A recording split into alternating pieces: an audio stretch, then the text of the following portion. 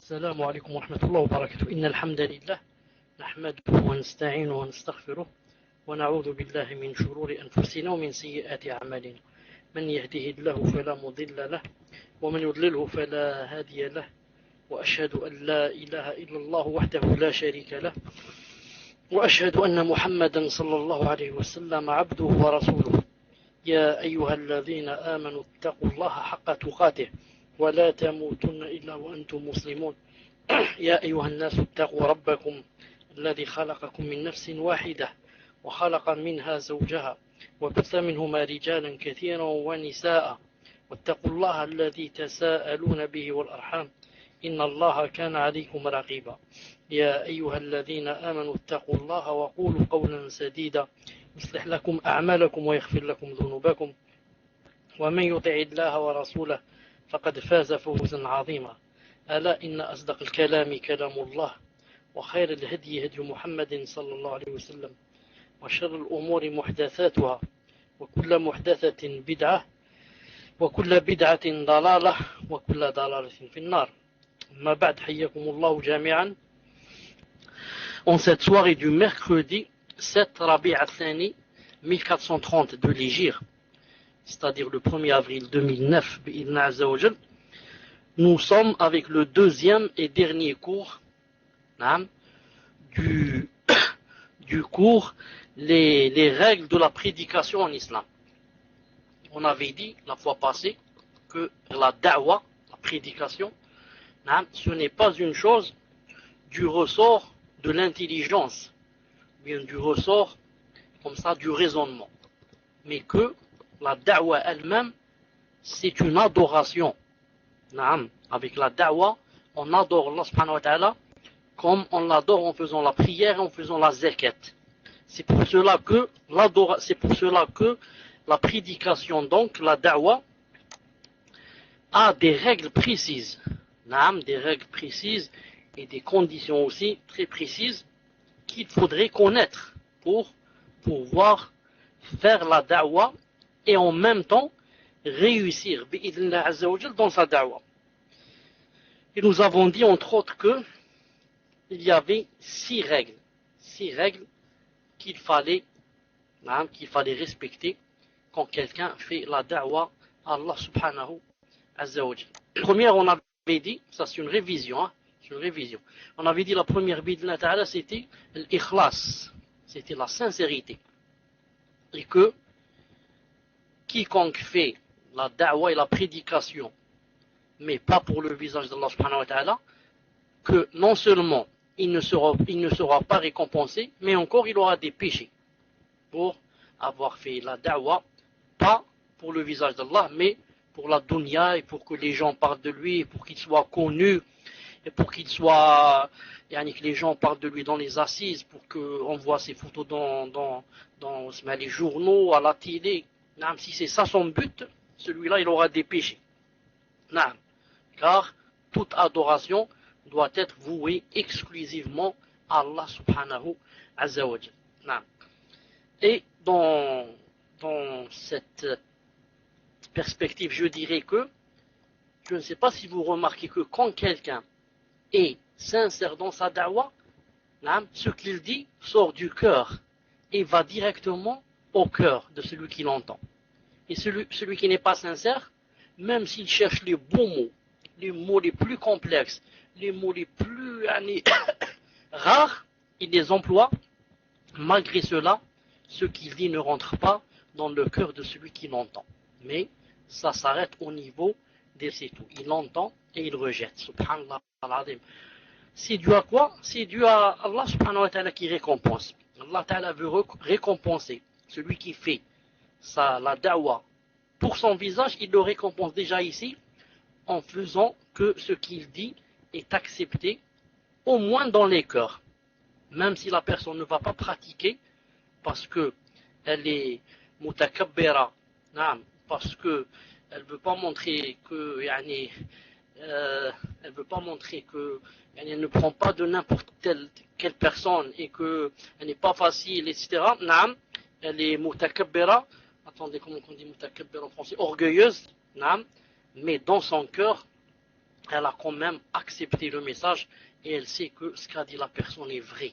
Subhanallah al-azim. Comme a dit Allah Ta'ala, وَجَحَدُوا بِهَا وَاسْتَيْقَنَتْهَا أَنفُسُهُمْ ظُلْمًا وَعُدُوًا.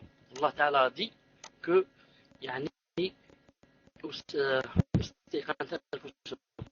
Allah a dit que وَجَحَدُوا بِهَا, ils l'ont, comment on dit, ils l'ont pas accepté.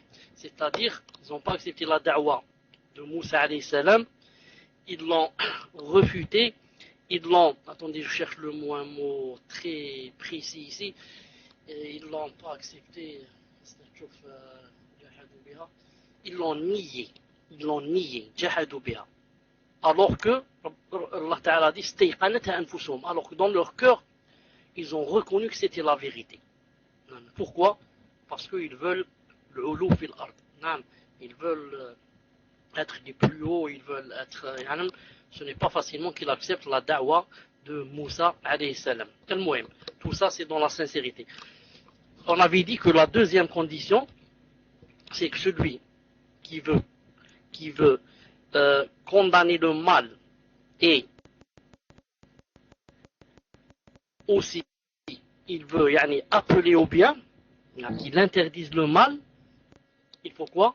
La deuxième condition, il faut vraiment qu'il sache avec des preuves évidentes que ce qu'il va ordonner ou blâmer est ainsi dans la charia. Car, j'ai dit la fois passée, s'il ne prend pas en compte cette condition, ça va l'amener ou bien à interdire le bien alors qu'il faut le recommander, ou bien à recommander le mal alors qu'il faut le condamner. On avait cité un exemple, celui qui interdit le bien au lieu de le recommander, c'est comme celui qui voit quelqu'un faire la prière le vendredi alors que l'imam est sur le mimbar. Qu'est-ce qu'il va faire? Il va le lui interdire. Comme quoi, c'est pas un moment où on fait la salate, il va peut-être le tirer par son camis pour le faire asseoir. Qu'est-ce qu'il fait celui-là? Il interdit le bien. Il blâme le bien. Pourquoi? Car il n'a pas respecté la deuxième condition qui est quoi? Qui est que quelqu'un qui veut faire la da'wa, il faut qu'il soit sûr que ce qu'il recommande est recommandable et ce qu'il blâme est blâmable dans la charia. C'est pas parce que toi ça te plaît pas une chose que tu vas la condamner. Ou bien parce que toi une chose te plaît donc tu vas faire la da'wa à cette chose et la recommander aux gens. Ce n'est pas comme ça. Il faut que ça soit dans le Coran et la Sunna, ça soit dit qu'elle est recommandable ou alors qu'elle est blâmable. Naam. Et le contraire, celui qui prend le mal au lieu de l'interdire, on avait cité le cas des compagnons radiyallahu ta'ala anhum qui, quelqu'un s'est plaint à eux parce qu'il était tombé de sa monture, il avait une blessure sur sa tête, et il s'est réveillé le lendemain avec la janaba, la souillure, et il a demandé aux compagnons est-ce qu'il avait le droit de faire le tayammum. Et on lui a dit non, tu n'as pas le droit, mais il faut te doucher. Il faut prendre ton bain et faire le ghusl. Donc, ils lui ont prôné le mal, croyant bien sûr que c'était le bien. Car les sahaba, radiyallahu ta'ala anhum, ne sont pas, ne recommandent jamais le mal et ne blâment jamais le bien. Mais ils ont cru que c'était comme ça. Par quoi? Par ignorance. C'est pour ça que le messager d'Allah, sallallahu alayhi wa sallam, quand il a eu vent de cette affaire, qu'est-ce qu'il a dit? Il s'est énervé, il a dit qataluhu, ils l'ont tué. Qatalahumullah, qu'Allah ta'ala les tue. Ensuite il a dit ala sa'alu id lam ya'lamu. Pourquoi ils n'ont pas demandé lorsqu'ils n'ont pas su? Pourquoi ils n'ont pas demandé lorsqu'ils ont ignoré? Innama shifa'ul 'ayyi su'al. Car shifa, le soin ou bien le soin de l'aïe. L'aïe c'est quoi? C'est l'ignorance. Il a dit le médicament de l'ignorance c'est quoi? Il a dit su'al, c'est le fait de demander aux savants. Donc on prend de ce hadith que quoi? Que par une bonne intention des fois on blâme le bien ou bien on condamne, on blâme le bien et on le condamne, ou bien on exhorte au mal et on prend le mal sans le savoir. On prend de ce qui s'est passé aussi ici, qu'est-ce qu'on prend aussi? on prend que le messager d'Allah, sallallahu alayhi wa sallam, a nommé, ou bien a appelé, l'ignorance, il a appelé comme maladie. Il a dit, shifa ul-'ay. Il a dit que l'ignorance était une maladie et il a montré que son médicament c'était quoi? Son médicament c'était le fait de demander à quelqu'un qui sait, demander au savant. Donc, puisque le fait de demander c'est un médicament, donc l'ignorance c'est quoi? L'ignorance c'est une maladie. Et plus, comme vous savez, plus on est ignorant, plus on est malade en islam. En islam, plus on ignore des choses, plus on est malade. C'est pour ça que les gens diffèrent. Tu trouves quelqu'un malade à 100%, il ne fait ni la prière, ni rien. L'autre à 95, à 90%, à 80%, jusqu'à ce que tu trouves quelqu'un qui n'est pas malade du tout, mais qui est en bonne santé à 100%, à 90%, et on commence aussi à descendre. Troisième condition, on avait dit que il fallait qu'il soit aliman bi anna alladhi tanhahu mutalabbis bil munkar. Il faut que tu sois sûr que la personne à laquelle tu vas prôner le bien ou bien condamner le mal, il faut que tu sois sûr que vraiment ce qu'elle fait, elle le fait sans excuse. Car il est possible que cette personne fasse une chose qui contredit la charia, mais elle a des excuses. L'excuse c'est quoi? C'est par exemple quelqu'un qui a oublié. Quelqu'un qui oublie. Pendant le ramadan, j'oublie. Surtout si c'est les premiers jours du ramadan. On a maintenant une année, on a mangé pendant une année, maintenant c'est le premier ou deuxième jour du ramadan. J'oublie, tout le monde oublie. Et il va manger, ensuite, s'il a mangé, avant qu'on ne lui dise, avant qu'on ne lui rappelle, il n'a pas de péché. Donc, je ne vais pas frapper cette personne ou là sans que je sache pourquoi elle a mangé. Mais je commence d'abord pour lui dire, je crois que tu ne sais pas qu'on est pendant le ramadan. Et comme ça. Donc, ce n'est pas quiconque que je vois en train de faire une faute, ça veut dire qu'il est fautif. La faute est là, mais peut-être qu'il n'est pas fautif. Il y a une différence entre les deux. Pourquoi? Peut-être qu'il a des excuses, comme je viens de citer maintenant. Et j'ai cité la fois passée dans ce troisième point, si vous vous rappelez, j'avais cité le cas de quelqu'un, par exemple, qui, pendant le ramadan, est en voyage. Alors tout le monde sait que le voyageur a le droit de manger pendant le voyage. Mieux encore, certains savants ont dit que s'il ne mange pas, même s'il ne mange pas, et il jeûne ce jour-là, il doit répéter le jour, il doit le reprendre, il doit refaire le jour où il n'a pas mangé. Bien sûr, c'est l'avis de Ibn Hazm, alayhi rahmatullah, mais ce n'est pas l'avis, Inch'Allah ta'ala, le plus juste. Mais l'avis le plus juste, c'est qu'il est libre. Il choisit entre quoi? Entre jeûner et entre manger. Il est libre. Et, entre parenthèses, il n'a pas le droit de jeûner s'il sent que le voyage lui a fait mal. Donc, une personne qui est en voyage a mangé, et encore, elle n'a pas mangé devant tout le monde, a mangé en cachette dans un jardin, ensuite moi, je vais la blâmer, je vais blâmer cette personne, ou peut-être même la frapper, en croyant qu'elle vient de faire un grand péché, manger pendant le ramadan, alors que cette personne était voyageuse et qu'elle avait ses excuses. Donc il faut que je sois sûr que cette personne est dans la faute. Quatrièmement, on avait dit que si maintenant on a rempli les trois conditions, on a la sincérité, on a la connaissance de la chose que vraiment elle est blâmable ou bien elle est recommandable. Troisièmement, on a la certitude que la personne qu'on va blâmer ou à laquelle on va recommander la chose, n'a pas d'excuse. Alors reste quoi? Reste la quatrième condition, et cinquième et sixième. La quatrième c'est quoi? Al-qudratu al-taghyir. Al-qudratu al-taghyir, c'est-à-dire avoir la capacité de recommander le bien et de blâmer le mal. Car il arrive qu'on soit dans des situations et des circonstances où on ne peut pas, surtout quoi? Blâmer le mal. Naam. Il y a des situations où on ne peut pas blâmer le mal ni recommander le bien.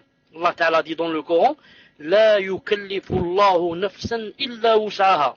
Allah n'impose à aucune âme une charge supérieure à sa capacité. La yukallifu Allahu nafsan illa wus'aha. Le messager d'Allah sallallahu alayhi wa sallam a dit, Man ra'a minkum munkaran falyughayyirhu biyadihi. Quiconque voit de vous quelque chose de blâmable, hein, qu'il le change, ou bien qu'il la change, la chose, avec sa main. Ensuite, il a dit, فَإِنْ لَمْ يَسْتَطِعْ, s'il ne peut pas, avec sa langue. فَإِنْ لَمْ يَسْتَطِعْ, et s'il ne peut pas, avec son cœur. Donc, le messager d'Allah, sallallahu alayhi wa sallam, quand il a dit, et s'il ne peut pas, il a dit deux fois, et s'il ne peut pas, avec sa langue, et s'il ne peut pas, avec son cœur. Pourquoi il a employé la phrase, et s'il ne peut pas? Tout simplement parce qu'il sait que on peut ne pas pouvoir. Sinon, le hadith n'aurait aucun sens. C'est pour ça qu'il a dit, s'il ne peut pas, il fait ceci, s'il ne peut pas, il fait cela. Ça veut dire que tu peux être dans des situations où tu ne peux pas changer. Je donne un exemple très simple, qui me vient maintenant dans la tête. Par exemple, je suis avec mon père et par exemple ma soeur devant moi, c'est-à-dire sa fille bien sûr, et que par exemple, là il y a la musique dans la maison. Voilà, il y a la musique. Et je sais que il y a des pères et des pères. Il y a des pères doux, il y a des pères coléreux, il y a des pères moyens, il y a des pères nerveux, il y a des pères... Comme a dit le messager d'Allah, il a dit les gens sont des métaux. Il y a le métal de fer, il y a le métal de bronze, le métal de cuivre, le métal d'or, et comme ça des métaux. Et supposons que mon père soit vraiment du métal, vraiment colérique, vraiment qui... Tu dis un mot devant lui, il casse tout, il frappe tout, il déchire tout, et il te jette de la porte. Il y a des pères comme ça. Allah subhanahu wa ta'ala les guérisse de cette maladie. Et maintenant, je sais, j'ai l'habitude, il n'accepte pas que je dise, par exemple, éteignez la musique. Il n'accepte même pas que je dise, baissez le son. Et moi, je n'ai que cette maison où je vis. Je ne peux pas vivre chez mes amis à cause de la musique. Je vais vivre sous un pont à cause de la musique. Je ne peux pas. Dans ce cas, qu'est-ce qui se passe? Je fais le maximum d'être loin de la musique, d'être loin, c'est-à-dire dans une autre chambre, etc. Mais quand je peux pas, je peux pas. Quand le manger se trouve où il y a la musique et qu'on ne me permet pas d'aller manger ailleurs, etc.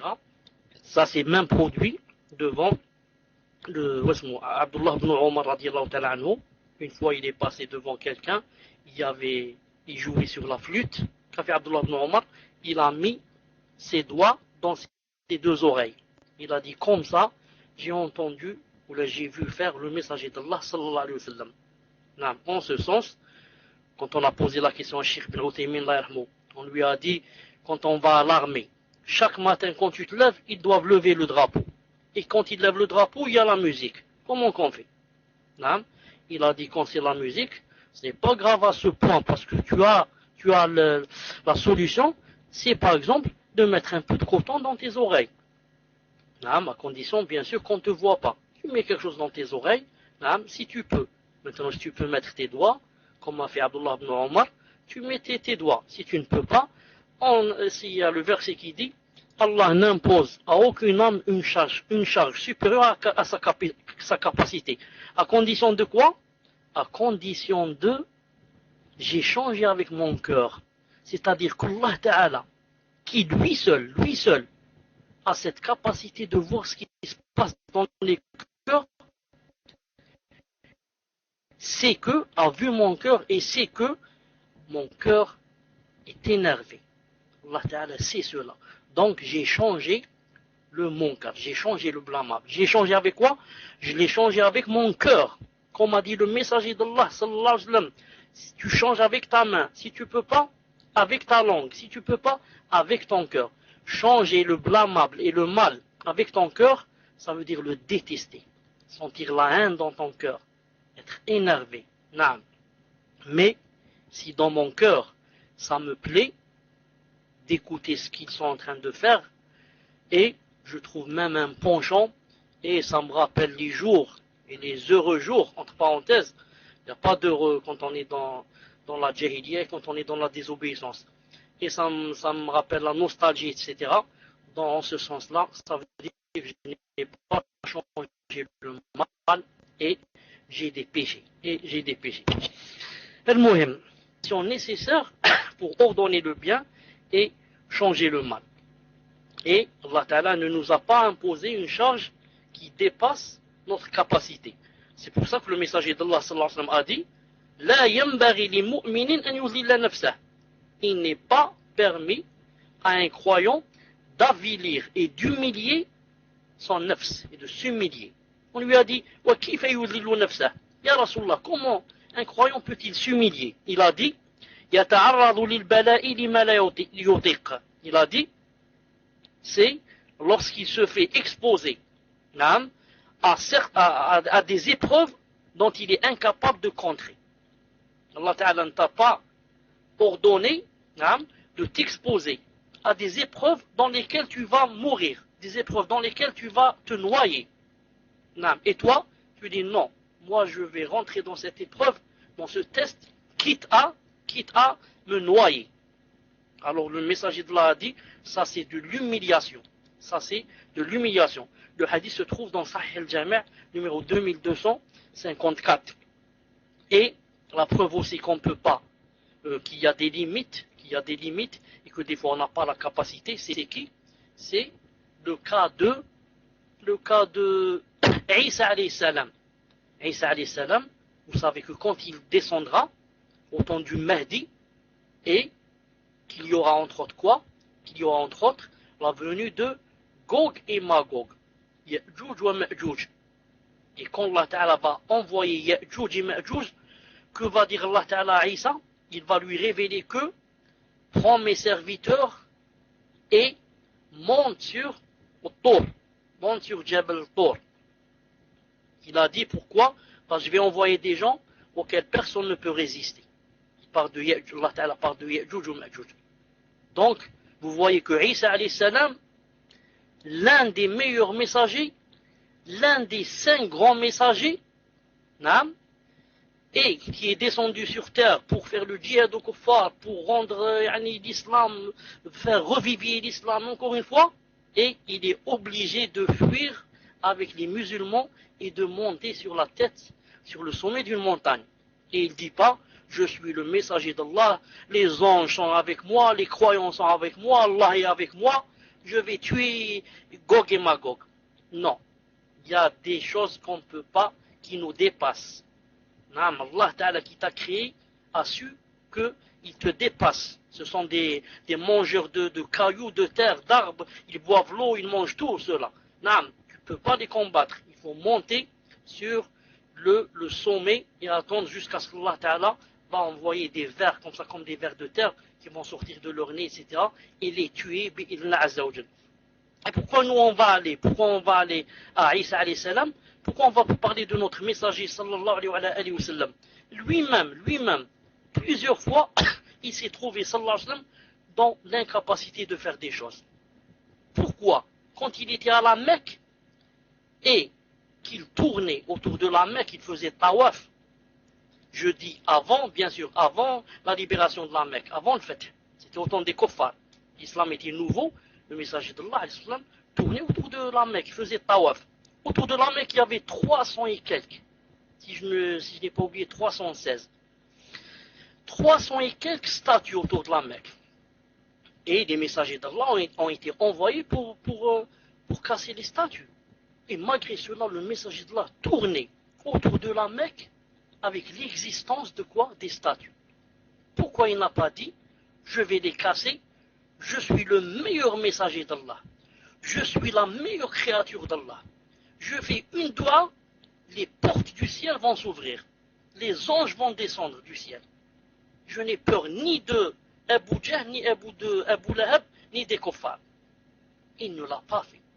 Parce qu'il était incapable de le faire. Parce que s'il l'avait fait, bien sûr, ça aurait contredit la sunna d'Allah Ta'ala qui demande à la personne d'aller doucement dans la dawa et de quoi? Et de ne pas brusquer les choses. Allah Ta'ala, s'il avait voulu, il aurait fait de cet islam, il lui aurait donné la victoire en un jour, pas en des années. Un jour, là, il envoie le message de là, il l'envoie. Salat al-Fajr jusqu'à Salat al-Maghrib, tout est terminé. Tous les kuffars sont morts, l'islam est partout dans le monde, classe. Salam alaikum. Mais Allah Ta'ala a voulu que dans sa sunna, qu'on aille doucement. Lui-même, Allah Ta'ala, lui-même, a créé les cieux et la terre en 6 jours. Pourquoi il n'a pas créé les cieux et la terre en 1 seconde? Est-ce que c'est difficile pour lui? Ce n'est pas difficile pour lui. Il nous montre que on doit aller doucement. Si c'est moi, Allah Ta'ala, lui, il dit, je peux créer les cieux et la terre en 1 fraction de seconde, beaucoup moins qu'une fraction de seconde, et je ne l'ai pas fait, je l'ai fait en 6 jours. Alors nous, ça veut dire, on doit aller doucement. Le délire aussi que celui qui n'a pas la capacité, et bien sûr, donc le message de là n'a pas cassé les statuts à cause de l'incapacité. Mais maintenant, quand il y a eu ensuite des milliers qui sont rentrés en islam, et il a fait la libération de la Mecque, la première chose qu'il a faite, c'est quoi? C'est de casser les statues. Il tournait autour et il, avec son bâton, il touchait comme ça la statue et elle tombait par terre cassée. La preuve aussi, c'est que le messager d'Allah sallallahu alayhi wa sallam, des fois, une fois, il était en train de se prosterner devant la Kaaba, et les kuffars ont décidé de lui jeter des abats ou des intestins, je ne sais pas comment on appelle ça, l'intérieur d'un animal, tout ce qu'il y a à l'intérieur, on a décidé de le lui jeter sur son cou, sallallahu alayhi wa sallam. Et on l'a attendu, quand il s'est prosterné, on lui a jeté tout ça sur son cou, sallallahu alayhi wa sallam. Qui était présent? Était présent le grand compagnon Abdullah ibn Mas'ud radiyallahu ta'ala anhu. Il a vu cette scène combien qui fait mal, qui chagrine les corps, mais il n'a rien fait radiyallahu ta'ala anhu. Bien au contraire, il a dit wa ana anzur, c'est-à-dire je voyais la ughni shay'an, mais je ne peux rien faire. Law kana li mana', il a dit, mais si j'avais la capacité, j'aurais fait quelque chose. Mais moi tout seul, au milieu de ces milliers de kuffars, naam, et moi tout faible, naam, au milieu, même si c'est le messager d'Allah sallallahu alayhi wa sallam, je ne peux rien faire pour lui. Mais Allah Ta'ala sait dans mon cœur que mon cœur est chagriné et que si j'avais pu, j'aurais fait des choses et des choses. C'est pour ça qu'Abdullah ibn Mas'ud lui-même disait, radiyallahu ta'ala anhu, il a dit, innama yukallamu mu'minun yurja aw jahilun yu'allam. Il a dit, quand on veut faire la da'wah, on doit parler à un croyant duquel on espère qu'il va nous entendre. Ou bien jahilun yu'allam. Ou bien on veut apprendre la da'wah. Il a dit, mais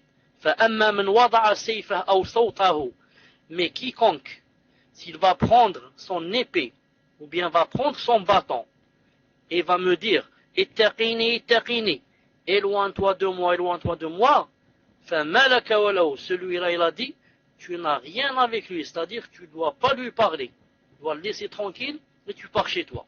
Non, tu fais la da'wah à quelqu'un qui, ou bien c'est un croyant qui, tu as l'espoir qu'il veut entendre, car Allah Ta'ala dit, il fait le rappel est profitable aux croyants, ou bien c'est un ignorant qui veut apprendre, toi tu lui parles et lui ça lui plaît, masha'Allah, continue, naam, ah bon, qu'est-ce que tu as dit, répète le hadith et comme ça, masha'Allah, il a dit, mais si quelqu'un maintenant, je vais lui parler, dès que je commence, il va me sortir son revolver, ou bien il va me sortir son couteau, il va me dire, je t'avertis, éloigne-toi de moi.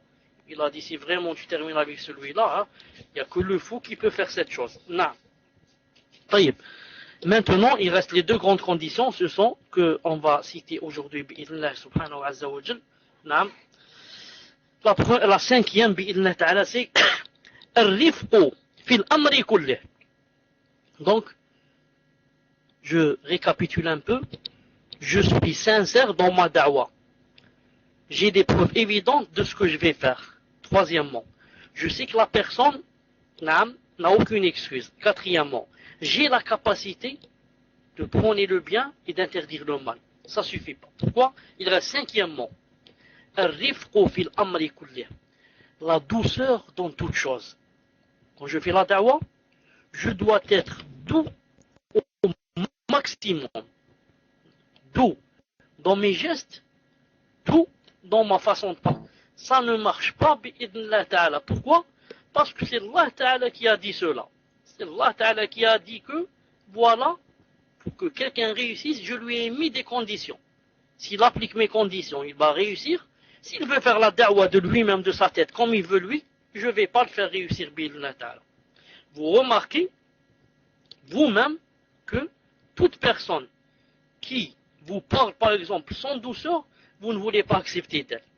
Toute personne qui te parle avec des nerfs, avec colère, avec un qui veut te frapper, tu ne veux pas accepter d'elle. Est-ce que ça te plairait, par exemple, si par exemple tu es dans la rue, par exemple, qui passe par exemple une femme dévoilée. Si tu étais une femme par exemple dévoilée, tu passes devant un R, par exemple, et il veut te faire la da'wah, il commence par te dire Ya fasiqa, ya fasiqa. Tu sais pas que le hijab est obligatoire? Ya adouat Allah, oh l'ennemi d'Allah. Tu sais pas que Allah a interdit à la femme de sortir comme ça? Qu'est-ce que tu vas dire? Tu vas l'écouter celui-là?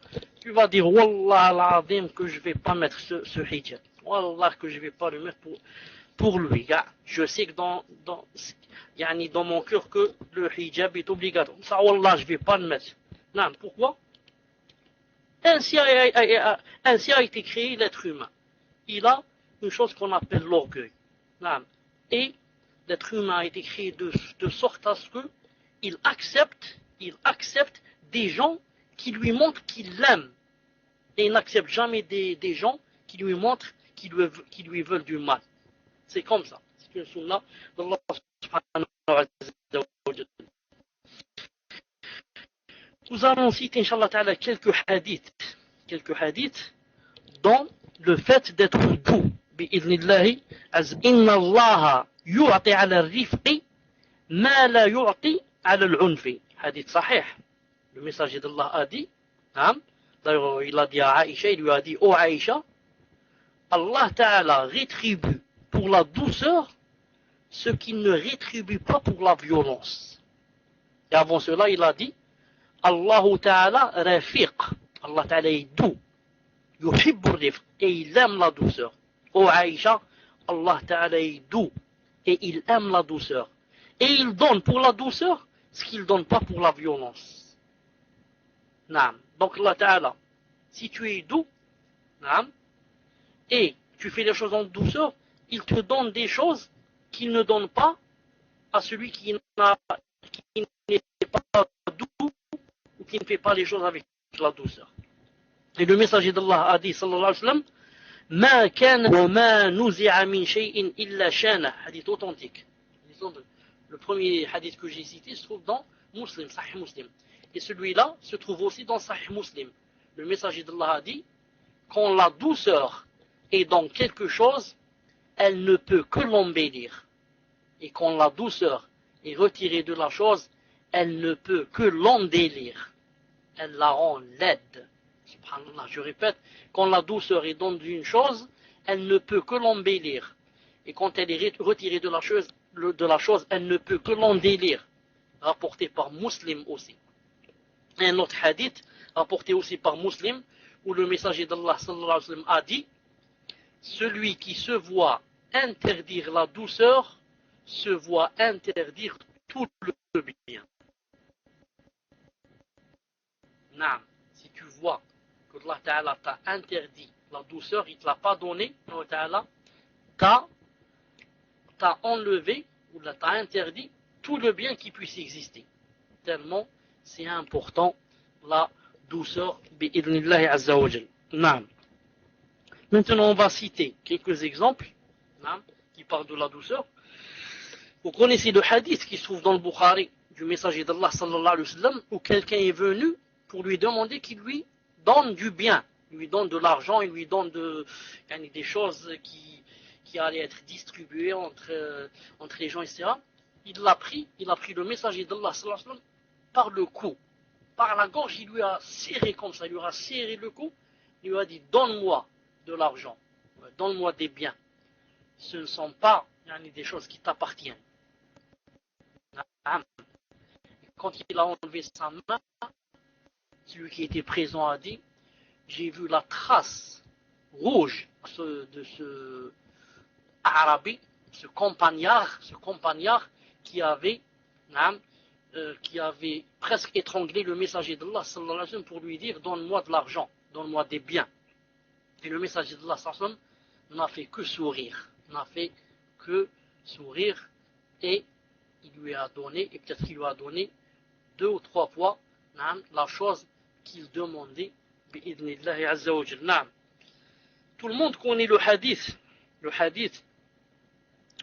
du campagnard aussi. Le campagnard qui est rentré à la mosquée, alors que le messager d'Allah était dans la mosquée avec ses compagnons. Un campagnard est rentré. Ce hadith est aussi authentique, se trouve dans Bukhari, Muslim. Ce campagnard, quand il est rentré, qu'est-ce qu'il a fait? Il est allé dans un coin de la mosquée et a commencé à... Il n'y avait pas la moquette, il n'y avait pas les tapis, etc. dans la mosquée. Donc, il est allé uriner, comme ça, disons, sur le sable, dans un coin de la mosquée. Les compagnons, quand ils ont vu cette personne faire comme ça, se sont levés, énervés, en colère, et ont commencé à le gronder pour qu'il arrête de faire cette chose. Qu'a dit le messager d'Allah sallallahu alayhi wa sallam quand il a remarqué qu'ils étaient en train de gronder une personne qui venait d'uriner dans la mosquée. La mosquée, l'endroit le plus saint sur terre. Subhanallah. Qu'est-ce qu'ils ont fait? Qu'est-ce qu'il a fait sallallahu alayhi wa sallam? Il a dit La tuzlimuh. La tuzlimuh. Attendez, je crois que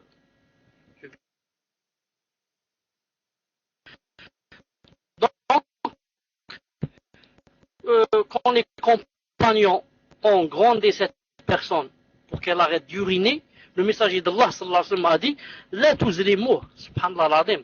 Qu'est-ce que ça veut dire la tuzlimuh? C'est-à-dire non seulement il l'a laissé uriner, mais encore il a dit qu'il ne fallait pas lui couper qu'il fallait le laisser terminer. Ensuite, le messager d'Allah a demandé qu'on ramène un seau plein où cette personne a uriné. De là, vous l'aurez compris, les savants, les médecins ont tiré la règle qui dit que c'est difficile de couper quelqu'un qui est en train d'uriner, surtout si c'est un homme. Si c'est une femme, je ne sais pas, mais si c'est un homme, c'est vraiment difficile pour lui d'arrêter en plein milieu d'uriner. Et les savants ont pris la règle qui dit que s'il y a 2 mots, on doit pousser le plus grand mal en faisant le moindre mal. إذا كان لابد من ارتكاب أحد الضررين فارتكاب أخفهما واجب. Et comme on dit aussi dans l'autre règle, on dit دفع أعظم ضررين بالتزام أدناهما.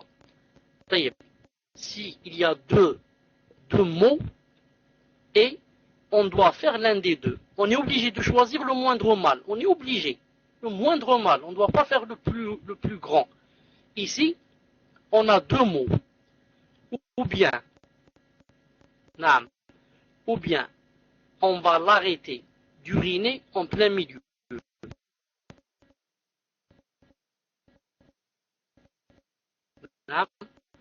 Ou bien, on va souiller une partie de la mosquée. Maintenant, lui, il a commencé à uriner, c'est trop tard. La partie est déjà souillée.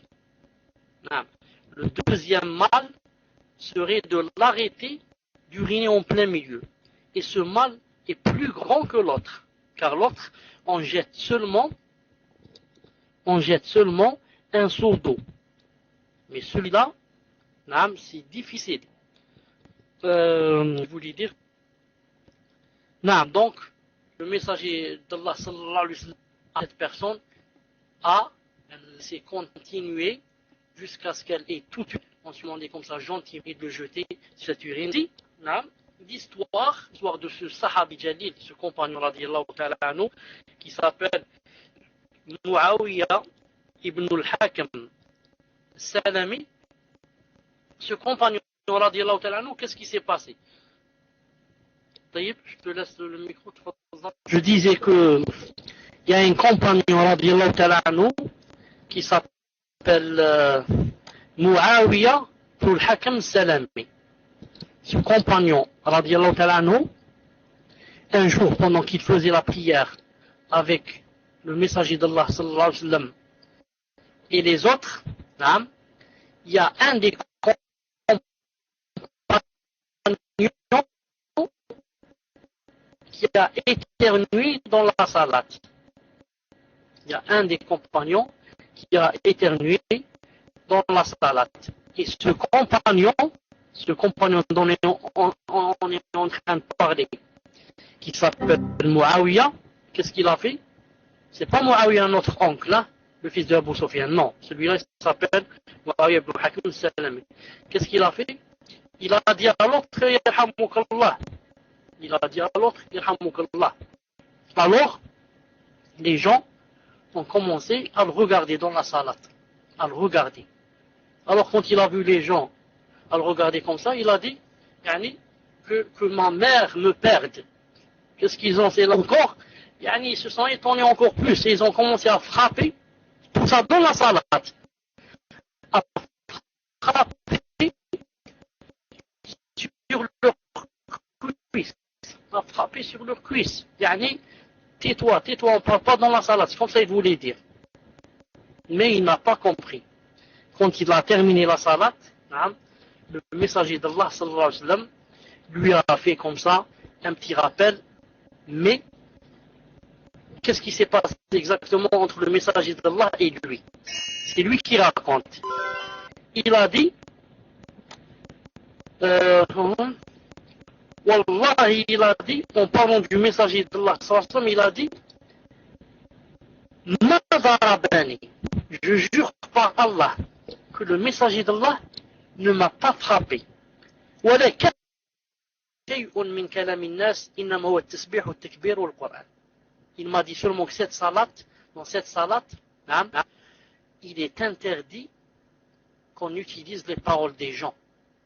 Les paroles des gens, comme Yarhamukallah kada, Naam, salam alaykum. Il a dit, mais dans cette salat, on doit seulement dire le tasbih, subhanallah, ou bien takbir, Allahu Akbar, ou bien on lit le Coran. Il n'y a pas autre chose. Donc vous voyez comment ce compagnon lui-même a reconnu. Il a reconnu, il a dit Wallahi, je n'ai jamais vu quelqu'un comme le messager d'Allah sallallahu alayhi wa sallam. Il n'a ni frappé, ni grondé, ni insulté. Il m'a seulement dit, écoute ceci et cela, dans la salat, on ne peut pas dire des choses pareilles, mais on doit lire le Coran, ou bien le hadith, ou bien on fait le Coran, ou bien le tasbih, ou bien le takbir. Ensuite, ça me rappelle aussi, une personne qui est allée une fois faire la da'wa à un gouvernant musulman qui s'appelle Ma'moun. Cette personne, quand elle est allée faire la da'wa à Ma'moun, qu'est-ce qu'elle a fait? Elle a levé la voix. Genre, ittaqillah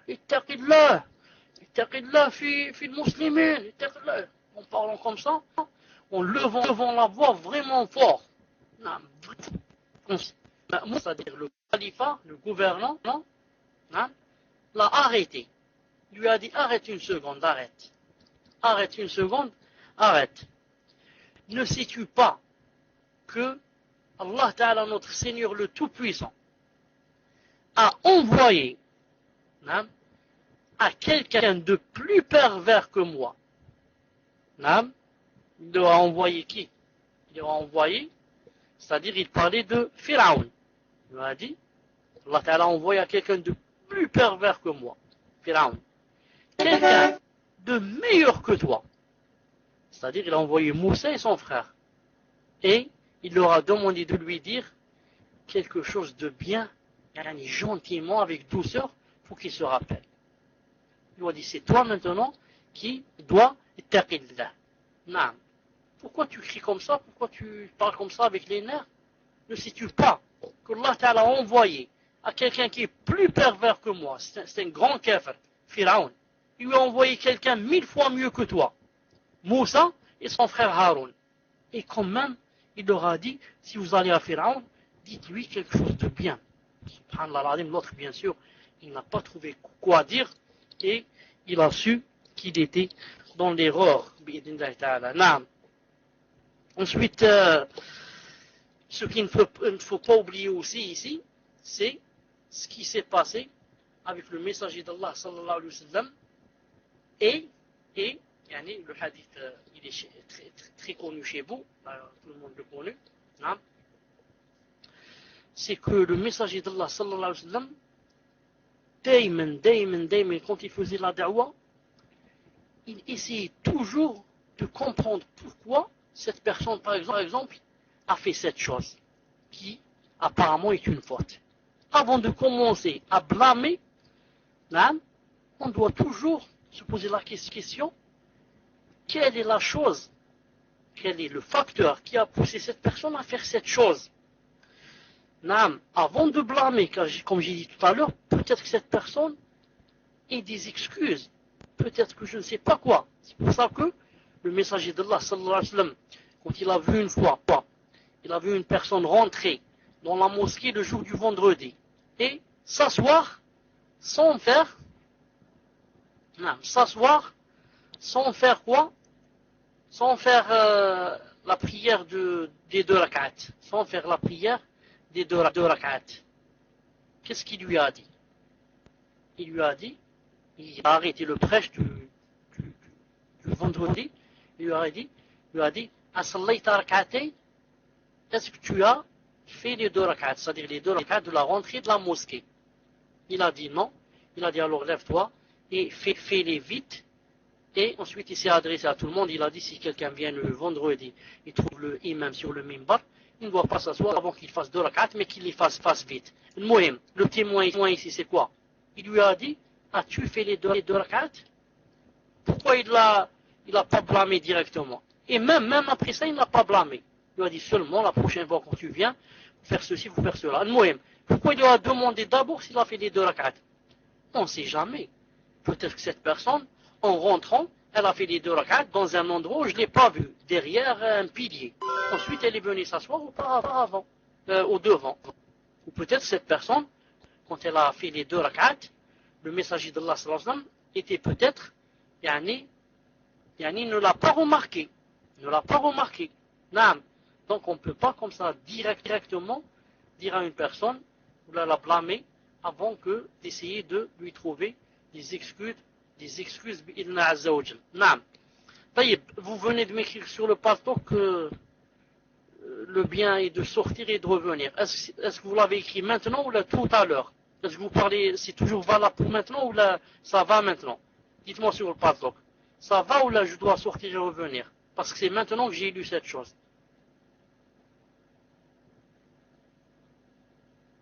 C'est dommage, j'aime pas alhamdoulilah. J'aime pas le das quand il est coupé comme ça par des choses.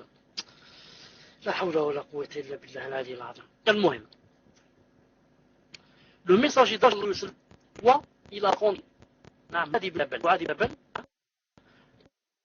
qui a été envoyé, il est Shem, du côté de la Syrie, de la Palestine, tout ça, ça s'appelle le Shem autrefois. Et quand il est revenu, il a rencontré le messager d'Allah, après une longue absence, qu'est-ce qu'il a fait? Il s'est prosterné devant ses pieds, sallallahu alayhi wa sallam. Prosterné, c'est quelque chose de grave. Mais le messager d'Allah, alayhi sallam, lui a-t-il dit, tu es kafir ya Mu'adh? Comme dit Salah 19, est-ce qu'il lui a dit, tu es kafir? Bien sûr que non. Mais il a essayé de comprendre qui est-ce qui l'a poussé à faire cette chose. Il lui a dit, Ma hada ya Mu'adh. C'est quoi ça, ya Mu'adh? C'est quoi cette prosternation? Alors l'autre lui a fait comprendre que j'étais là-bas, quand j'étais au Chem, en Syrie, où il était, j'ai vu les grands patriarches, ou là, comment ils s'appellent, les prêtres, etc. J'ai vu que les gens, quand ils les voyaient, ils leur faisaient la prosternation. Alors moi, je me suis dit, si on devait faire la prosternation à quelqu'un, je dois la faire à mon messager d'Allah, qui est la meilleure créature d'Allah subhanahu wa ta'ala. Vous voyez? Donc, il a fait cette chose par ignorance. Il a fait une prosternation qui s'appelle la révérence de salutation. Mais, le messager d'Allah lui a expliqué que cette chose ne marchait pas. Il lui a dit, si je devais demander à quelqu'un de faire la prosternation à une autre personne, j'aurais demandé à l'épouse de faire la prosternation à son mari. Il lui a montré que ce qu'il a fait ne se faisait pas. Al-Muhim, vous voyez qu'il ne l'a ni blâmé, ni grondé, ni insulté, ni frappé. Sallallahu alayhi wa sallam. C'est la hikmah. Il demande d'abord pourquoi tu as fait cette chose. La même chose pour le compagnon Hatib radiyallahu ta'ala anhu, Hatib ibn Abi Balta'a. Vous connaissez sûrement que le messager d'Allah sallallahu alayhi wa sallam, une fois, quand il a voulu faire la bataille, une de ces batailles, il y a un des compagnons, qui s'appelle Hatib ibn Abi Balta'a, qui est allé vers les kuffars et leur a dévoilé les secrets de la bataille. Il leur a dit que, par exemple, les musulmans vont venir tel jour, etc., vous faire la guerre, subhanallah al-azim. Et une chose pareille est sûrement grave. Dévoiler aux kuffars, quoi? Les secrets de la guerre. Et le messager d'Allah, sallallahu alayhi wa sallam, quand il a su cela, le hadith est authentique, bien sûr, quand il a su cela, il lui a dit, Ma alladhi hamalaka ala hada ya Hatib. Qui t'a poussé à faire cette chose, ya Hatib? Il n'a pas commencé par lui dire, tu es kafir. Car il a dévoilé les secrets des musulmans au kuffar. Subhanallah al-azim. Aller chez le kafir et lui dire, les musulmans vont faire telle et telle chose. Et le messager d'Allah ne lui a pas dit, tu es kafir. Il lui a dit, qui t'a poussé à faire cette chose? Il voulait Dayman, sallallahu alayhi wa sallam, entendre les gens, savoir quelles sont les excuses, quelles sont les choses qui les ont poussés. Et l'autre lui a expliqué, lui a dit, Rasulallah, je n'ai pas fait cela parce que je hais l'islam, ou bien parce que j'aime le coffre, ou bien parce que j'aime rentrer dans le coffre, j'aime apostasier. Mais je l'ai fait pour un but seulement de la dunya, parce que j'ai vu que tous les compagnons avaient de la famille là-bas chez les kuffars, etc. Et moi, je suis seul là-bas, c'est-à-dire si jamais on fait la guerre, on perd, etc., je perds tout. Al-Muhim, le messager d'Allah, sallallahu alayhi wa sallam, ne lui a pas dit tu es kafir, ne lui a pas dit tu es kafir, et bien au contraire, il lui a dit la'alla Allah tala'ala qalbi ahli badr wa qal i'malu ma shi'tum faqad ghafartu lakum. Et le hadith est connu bi'idhnillahi subhanahu azza wa jalla. C'est la cinquième condition bi'idhnillahi ta'ala, qu'il faut être doux et avoir la douceur partout et dans toutes choses bi'idhnillahi subhanahu wa ta'ala. Avant de terminer ce dernier point bi'idhnillahi ta'ala, j'insiste sur deux hadiths aussi, que je vous ai dit plusieurs fois, mais ça ne fait rien, ça rentre dans le rappel, bi'idhnillahi ta'ala, et qui vous serviront beaucoup dans la da'wa, inshallah ta'ala. C'est quoi? Le premier hadith qui montre aussi que le prophète avait la sagesse et la douceur, sallallahu alayhi wa sallam. Le premier hadith dit que un homme est venu au prophète, sallallahu alayhi wa sallam, et il a annoncé son islam. Un homme est venu au messager d'Allah, sallallahu alayhi wa sallam, et a annoncé son islam. Mais il a fait comme condition que je rentre en islam à condition que je ne fais que 2 salats, pas 5. Ya Rasulallah, je veux rentrer en islam, d'accord. Mais je vous avertis dès maintenant, je fais 2 salats au lieu de 5. Subhanallah al-Azim. Et le messager d'Allah, sallallahu alayhi wa sallam, a accepté cette chose de lui. Vous pouvez lire ce hadith dans le Musnad de l'imam Ahmed, 5, tome 5, 24-25. Et ce hadith, sanadu sahih, à la charte muslim. Lisez le livre qui s'appelle Al-Thamr al-Mustatab de Sheikh al-Albani rahimahullah. Numéro 1, page 51, bidna azza wa jal. Donc un homme qui vient et qui dit j'accepte de rentrer en islam à condition que je ne fasse que 2 salats. Maintenant, disons la vérité entre nous, est-ce que si une personne, toi qui vis par exemple en Europe, si ton voisin le chrétien va te dire voilà mon frère, je veux rentrer en islam, mais à condition que je ne fasse que 2 prières par jour, est-ce que tu accepterais? Il faut dire la vérité. Beaucoup d'entre nous n'accepteraient pas. Ils vont lui dire l'islam et comment vais-je dire, l'islam ne te donne pas cette chose. L'islam te demande de faire 5 prières ou de ne faire rien du tout. On n'a pas besoin de toi et de tes 2 prières. Ou bien tu fais les 5, ou bien tu vas au bar. Il n'y a pas, tu choisis de faire ce que tu veux toi. Et pourtant, le messager d'Allah accepte et lui dit, fais 2 prières. Vous savez pourquoi? Quand quelqu'un fait 2 prières, il est mieux que celui qui n'en fait pas du tout. Quand une personne fait 1 prière, elle est mieux que celle qui n'en fait pas du tout. Celui qui fait 1 prière, au moins 1 fois par jour, il rentre en relation avec Allah subhanahu wa ta'ala. Ensuite, tout seul, il va se dire c'est impossible. Comment? Dès qu'il va sentir que la foi va un peu rentrer dans son cœur, il va un peu sentir le halawa, la douceur de la foi, il va dire moi je suis un hypocrite. Ou bien c'est 5 ou bien j'arrête. C'est quoi ça, je fais 1 prière, 1 seule. Il n'y a personne qui fait 1 prière. Tout le monde, tous les musulmans font 5. Et il sera obligé, bilna ta'ala, s'il est sincère, d'en faire 5 bilna ta'ala. C'est-à-dire, laissons-lui la chance de juste faire un petit pas. Et ensuite, Allah ta'ala va l'aider. Laissons-lui la chance de faire un petit pas. C'est un peu comme toi, ma soeur, qui est ta voisine, qui est chrétienne ou là, qui n'applique pas ou là. Et elle te dit, moi, je veux rentrer en islam, mais je ne peux pas commencer par le djilbab. Je ne peux pas. C'est vraiment difficile. Je vais ne laisser voir que mes yeux, ou là, je vais cacher mon visage avec le sita. C'est pas possible, c'est difficile. On rit de moi, etc. Il ne faut pas lui dire, si tu ne mets pas le djilbab, ne rentre pas en islam. Non, reste comme ça, dans les bars, et reste dans les discothèques, et ne rentre pas en islam, si tu ne mets pas le djilbab. Il ne faut pas lui dire comme ça. Si elle t'a dit, moi, je commence par un foulard, dis-lui, ça ne fait rien. Commence avec un foulard, Inch'Allah. Moi, je t'ai dit qu'il y a le djilbab. Mais toi, commence avec un foulard et petit à petit, Inch'Allah. Et à chaque fois qu'elle va sentir sa foi grandir, c'est elle qui toute seule, va sortir avec le djilbab. Sans que tu lui dises, car on applique d'après la foi qu'on a dans le cœur. Plus on a de la foi, plus on veut tout appliquer. Plus on faiblit, plus on veut tout jeter. Plus on faiblit. Jusqu'à ce que des fois la personne faiblisse, jusqu'à ce qu'elle rejette même la salade. Et faiblit encore plus, jusqu'à rejeter même la foi. Elle dit, moi, je ne veux plus de l'islam, a'udhu billah. Non.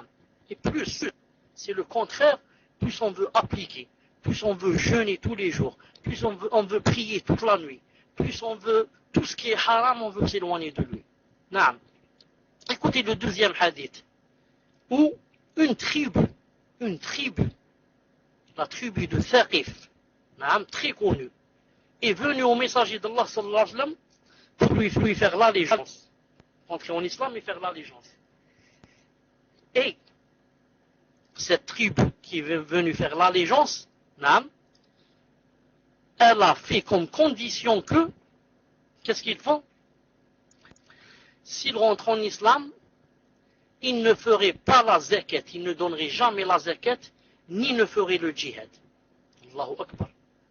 2 conditions vraiment difficiles à accepter.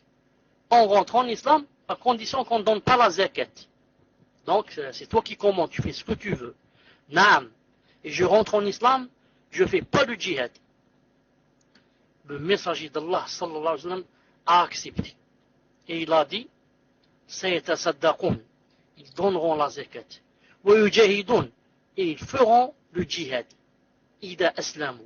Naam. Quand ils seront musulmans. Laisse, je vais accepter maintenant. Et après, quand ils seront musulmans, il a dit, ils feront la zakat et ils feront le djihad. Car comme j'ai dit tout à l'heure, il est impossible que quelqu'un devienne musulman et il est sincère dans son islam, ensuite il ne va pas appliquer au moins les 5 piliers. C'est pas possible, car il sort de l'islam. Donc, laissons-le d'abord venir et rentrer. Ce hadith se trouve dans Sahih Abi Daoud de Sheikh Al-Albani rahimahullah, tome 3, page 163. Tome 3, page 163. Donc regardez la sagesse du messager d'Allah sallallahu alayhi wa sallam et subhanallah al-azim, la grande hikmah, la grande douceur quand il faisait la da'wah sallallahu alayhi wa sallam. C'est ce qui nous manque, nous. C'est ce qui nous manque. Quand on est avec les gens, on voudrait presque les forcer. On voudrait presque leur imposer. Tout à la fois, ou bien on n'accepte rien d'eux. Non, tout. Il faut que celui qui veut rentrer en islam, il faut que le lendemain, il jette tout ce qu'il y a chez lui comme haram. Le lendemain, il doit casser la guitare s'il a à la maison, casser la télévision, jeter tout ce qu'il a, jeter tout le manger qu'il a, déchirer tous les vêtements, déchirer tous les CD, les CD où il y a la musique, casser le piano, jeter le piano par la fenêtre. Non, il faut qu'il fasse tout, sinon on n'accepte pas de lui. Mais la faute revient à nous, bien sûr. C'est nous qui sommes ignorants. C'est nous qui n'avons pas la sagesse. C'est nous qui n'avons pas le ilm, la science nécessaire et suffisante pour faire la da'wah. C'est pour ça que cette personne à qui on va faire comme ça ne va pas accepter de nous. Et va fuir l'islam. Et va dire non, j'aime pas cet islam. C'est trop difficile. Tout est interdit. Il n'y a rien de permis. Non. C'est seulement illicite. Du matin au soir, haram. J'étais bien. J'étais libre. Je faisais tout ce que je voulais. Maintenant, tout est interdit. Moi, j'aime pas cet islam. C'est un enfer. C'est un enfer. Et là, je vous rappelle seulement une chose avant de terminer. Rappelez-vous que si le messager d'Allah sallallahu alayhi wa sallam a dit, dans le hadith que tout le monde connaît, il a dit à Ali, comme vous savez le hadith, il a dit, si jamais Allah Ta'ala le Seigneur te permette à ce que tu fasses rentrer quelqu'un en islam, c'est mieux pour toi que les chamelles rousses. J'avais dit que les chamelles rousses autrefois, ce n'était pas n'importe qui pouvait avoir une chamelle rousse. C'est un peu de nos jours, par exemple, la dernière voiture toute option. Ce n'est pas toute personne qui peut l'avoir. Si jamais, dans un autre hadith, c'est mieux que toutes les choses sur lesquelles le soleil se lève. Et le soleil, lorsqu'il se lève, il se lève sur les palais, sur les montagnes. C'est comme si tu avais toutes ces choses-là. Le fait que tu sois la cause pour faire rentrer quelqu'un en islam. Alors, je disais, si le messager d'Allah sallallahu alayhi wa sallam a dit cela, alors sache par opposition et par sens contraire que si jamais tu es la cause pour que quelqu'un fuit de l'islam, alors sache que vraiment, tu as fait l'un des plus grands péchés du monde. Pourquoi? Parce que tu as été la cause que cette personne n'est pas connue Dieu. Tu as été la cause pour cette personne qu'elle ne rentre pas au paradis. Tu as été la cause pour cette personne pour qu'elle vive malheureuse dans ce bas monde et malheureuse dans l'au-delà. C'est ta faute. Si ce n'était pas toi, elle n'aurait pas fui. Donc c'est toi qui as fait fuir cette personne. Donc c'est vraiment grave. C'est pour ça que je dis toujours à mes frères et à mes soeurs, à mes fils et à mes filles, je dis, des fois il vaut mieux ne pas parler que de parler. Il y a dans certaines situations où si tu parles, tu risques de faire fuir les gens. En parlant de choses dont tu n'as pas de science, il vaut mieux se taire. Si tu te tais dans des situations pareilles, Allah Ta'ala va te donner des récompenses. Non.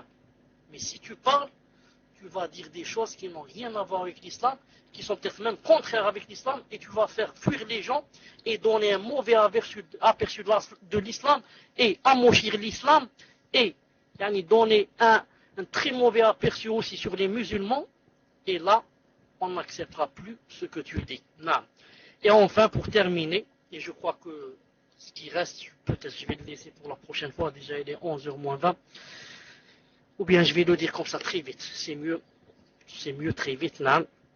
Sixièmement et dernière condition, pour que la da'wah marche non, et qu'elle soit acceptée, il faudrait que, en blâmant un mal, en essayant d'enlever un mal, on ne fasse pas venir un mal plus grand. Si je veux éloigner un mal, je veux éloigner un mal pour faire venir un bien à sa place. Et non pas pour faire venir un mal plus grand que le premier à sa place. Je vais donner des exemples.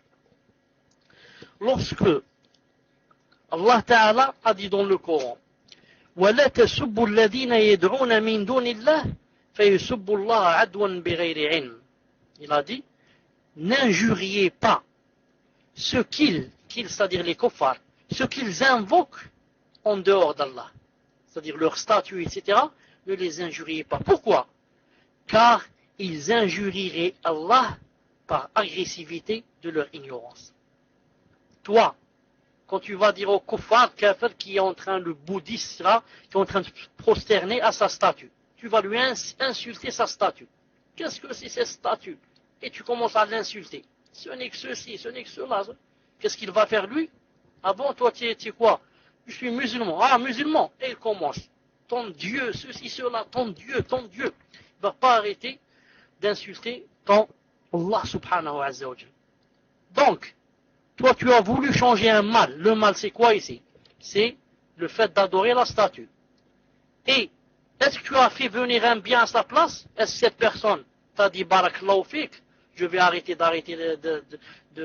d'adorer la statue? Barakallahu fik, je vais rentrer en islam. Qu'est-ce qu'elle a fait cette personne? Elle a commencé à insulter Allah Ta'ala. En fin de compte, qu'est-ce que tu as fait? Tu as enlevé un moindre mal pour faire venir un mal plus grand. Non, il ne faut pas être la cause d'un mal plus grand. Dans ce cas ici, tu vas avoir des péchés. Tu crois que tu fais la da'wah pour Allah et tu vas avoir des péchés. Pourquoi? Parce que tu as enlevé un petit mal et tu as fait venir un mal plus grand à sa place. Si au moins tu avais laissé cette personne adorer sa statue sans qu'elle nous insulte notre Allah subhanahu wa ta'ala.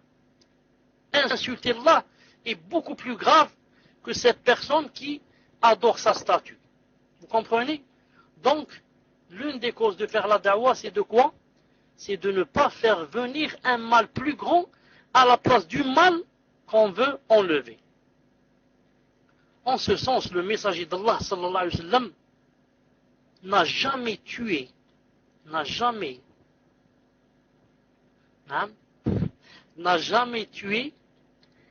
quelqu'un pendant les premiers temps de l'islam. Les munafiqoun, les hypocrites, ceux qui apparemment montrent qu'ils croient en Allah, alors que dans leur cœur, ils ne croient pas en Allah, ni au jour dernier, ni au messager d'Allah sallallahu alayhi wa sallam, venaient faire la prière avec lui, et ils les connaissaient avec leur nom, savaient que c'était des hypocrites, savaient que s'ils mouraient, ils iraient éternellement en enfer, dans le plus bas de l'enfer, et jamais il n'a tué quelqu'un. Et pourtant, c'est un kafir, c'est plus qu'un kafir, c'est un munafiq. Pourquoi il ne fait pas cela? Parce que tu es un kafir, tu es un munafiq. C'est quelque chose de bien, mais en le tuant, les gens, qu'est-ce qu'ils vont dire? Ils vont dire, Mohammed tue ses compagnons. Car pour eux, ce sont des gens qui font la prière avec eux. Où est la preuve qu'il est hypocrite? Seul Allah Ta'ala sait. Et seul Allah Ta'ala a appris Mohammed sallallahu alayhi wa sallam que cette personne sont des hypocrites. Donc si je les tue, tout le monde va être contre moi. Ils vont dire, celui-là, il tue ses amis, ses compagnons, et tout le monde va fuir de l'islam. Donc, l'hypocrisie est un mal. Non. Mais, fuir de l'islam est un mal plus grand. Je préfère donc qu'il reste avec moi cet hypocrite, et que je ne sois pas la cause pour faire fuir les gens de l'islam. Non. En ce sens aussi, le messager d'Allah, sallallahu alayhi wa sallam, voulait, quand il était à la Mecque, voulait reconstruire la Kaaba. Car, jusqu'à de nos jours, vous savez, elle n'est pas construite sur les bases de Ibrahim. Non. Au temps d'Abdullah ibn Zubayr, elle a été construite sur les bases de Ibrahim. Ensuite, le Hajjaj ibn Youssef l'a fait démolir encore une fois et l'a rendue comme elle était auparavant. Donc maintenant, de nos jours, la Kaaba n'est pas sur les règles, les bases de Ibrahim. Donc il a voulu, sallallahu alayhi wa sallam, la détruire et la rebâtir sur les bases de Ibrahim. Mais il ne l'a pas fait. Pourquoi? Il ne l'a pas fait parce que il a dit, les gens viennent juste de rentrer en islam. Et tout le monde, beaucoup de gens vénèrent la Kaaba. C'est quelque chose de très important à leurs yeux, la Kaaba. Or, voir quelqu'un en train de démolir la Kaaba, ils ne vont jamais l'accepter. Jamais je m'accepte, il va te dire qu'on détruise la Kaaba. Tu vas lui dire, mais c'est pour mieux la bâtir. Il te dit, non, c'est impossible. C'est une maison d'Allah, la maison d'Allah ne doit jamais être démolie. Je n'accepte pas ça. Alors, gardez la Kaaba comme elle est maintenant, pas sur les bases de Ibrahim. C'est un mal. Le mieux serait qu'elle soit construite sur les bases de Ibrahim, c'est-à-dire avec deux portes. Maintenant, elle n'a qu'une seule porte. Et pas aussi haute. La porte à 1 mètre. Non. Il faudrait que la porte soit à même le sol. La garder dans sa situation actuelle est un mal. Mais, faire fuir les gens de l'islam est un mal plus grand. C'est pour ça qu'on doit la laisser comme elle est, parce que le message d'Allah avait peur que les gens fuient de l'islam. Et, si pour terminer, je vais citer le hadith du messager d'Allah, qui dit, La tuqta'u al-aydi fil ghazw. Il a dit, dans les batailles, on ne doit pas couper les mains. C'est-à-dire, si quelqu'un venait à voler, etc., on ne lui coupe pas la main. Pourquoi? Parce que voler est certes un mal, mais si on coupe à quelqu'un la main dans la bataille, qu'est-ce qui va se passer? Les kuffar, on n'aura plus de chance que quelqu'un d'entre eux entre en islam. On va dire, ce din-là où on coupe les mains, moi je n'y rentre pas. Et encore, pire encore, les gens qui vont voler vont fuir chez les kuffar. Ils vont dire, parce qu'on a volé, on coupe les mains, donc on va nous couper nos mains. Je préfère aller de l'autre côté des kuffar et combattre les musulmans. Comme ça, au moins, j'aurai la main pas coupée. Si je meurs, je meurs. Mais au moins, si je vis avec mes deux mains. Donc, ne pas couper la main au voleur est un mal. Mais le faire fuir pour qu'il aille de l'autre côté est un mal plus grand. C'est pour ça que le messager de Allah ne l'a pas fait. Et pour terminer, je cite ce que j'ai cité encore une fois, qu'une fois Ibn Taymiyyah passé avec ses élèves, ils sont passés devant des Tatars. Vous connaissez des Tatars, qu'Allah les châtie de ce qu'ils ont fait à l'islam, et ils étaient en train de boire de l'alcool.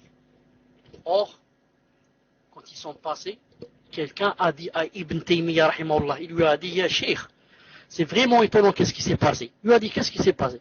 Il lui a dit, on vient de passer devant un groupe de Tatars en train de boire de l'alcool et du vin, et tu n'as pas blâmé le mal. Tu leur as pas dit, c'est interdit de boire l'alcool. Alors qu'on connaît que de tes habitudes, tu prends toujours le bien et tu blâmes le mal.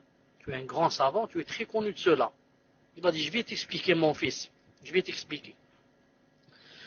Boire de l'alcool est un mal. C'est un grand mal même. Et Allah Ta'ala a dit, ne buvez pas de l'alcool, ça va vous éloigner de la salat et de dhikr Allah subhanahu wa ta'ala. Mais sache mon fils, que ces Tatars que tu viens de voir maintenant, ce sont des gens qui, la plupart du temps, qu'est-ce qu'ils font? Ils font les grands péchés, les grands problèmes aux musulmans, en leur brûlant leur maison, en leur prenant leurs femmes de force, en les forçant à faire la zina, en égorgeant leurs enfants, en ceci, en cela. Or, je me suis dit que les laisser en train de boire de l'alcool, ça les éloigne de faire ce que je viens de dire maintenant. Allah Ta'ala a dit que ne faut pas la boire parce qu'elle est loin de la salate. Or, cela, elle les a éloignés de quoi? De faire les grands crimes. De faire les grands crimes. Naam. Et c'est ce qu'on appelle, ce que je viens de citer maintenant, éloigner le grand mal en faisant un petit mal. Boire de l'alcool, c'est mal, d'accord? Naam. Mais si je vais leur casser leur bouteille maintenant et leur dire de se lever de cet endroit-là, ils vont donc aller directement faire ce qu'ils ont là de faire, c'est-à-dire brûler et violer et faire des choses. Donc je préfère qu'ils restent comme ça dans leur alcool, c'est le moindre mal. Bid'illah ta'ala. Voilà, Inch'Allah ta'ala pour aujourd'hui. Je crois que ça a été long, Bid'illah ta'ala. On va commencer comme ça très vite les questions-réponses, Inch'Allah ta'ala. Ibrahim numéro 8. Tafadali. Alors je répète la question. Alors bismillah wa salatu wa salam ala rasulillah. Assalamu alaikum wa rahmatullahi wa barakatuh. Hayakallah ya Sheikh, une sœur se trouvant à Sanaa au Yémen aimerait inscrire ses enfants dans une école. Toutes les écoles imposent tous les matins aux enfants le chant national du pays, des chants anachid, etc.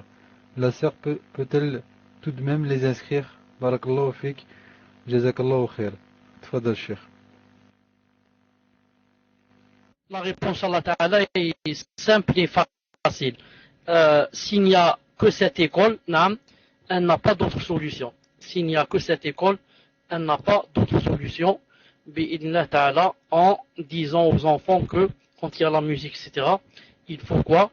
Il faut ne pas suivre avec la musique. C'est-à-dire, eux, ils sont en train d'écouter la musique, et toi, dans ton cœur, par exemple, tu les Qul Huwallahu, ou bien tu les sortes al-Fatiha, et comme ça, jusqu'à ce que la musique se termine, bi'idnillah ta'ala. Naam, tfaddal le suivant.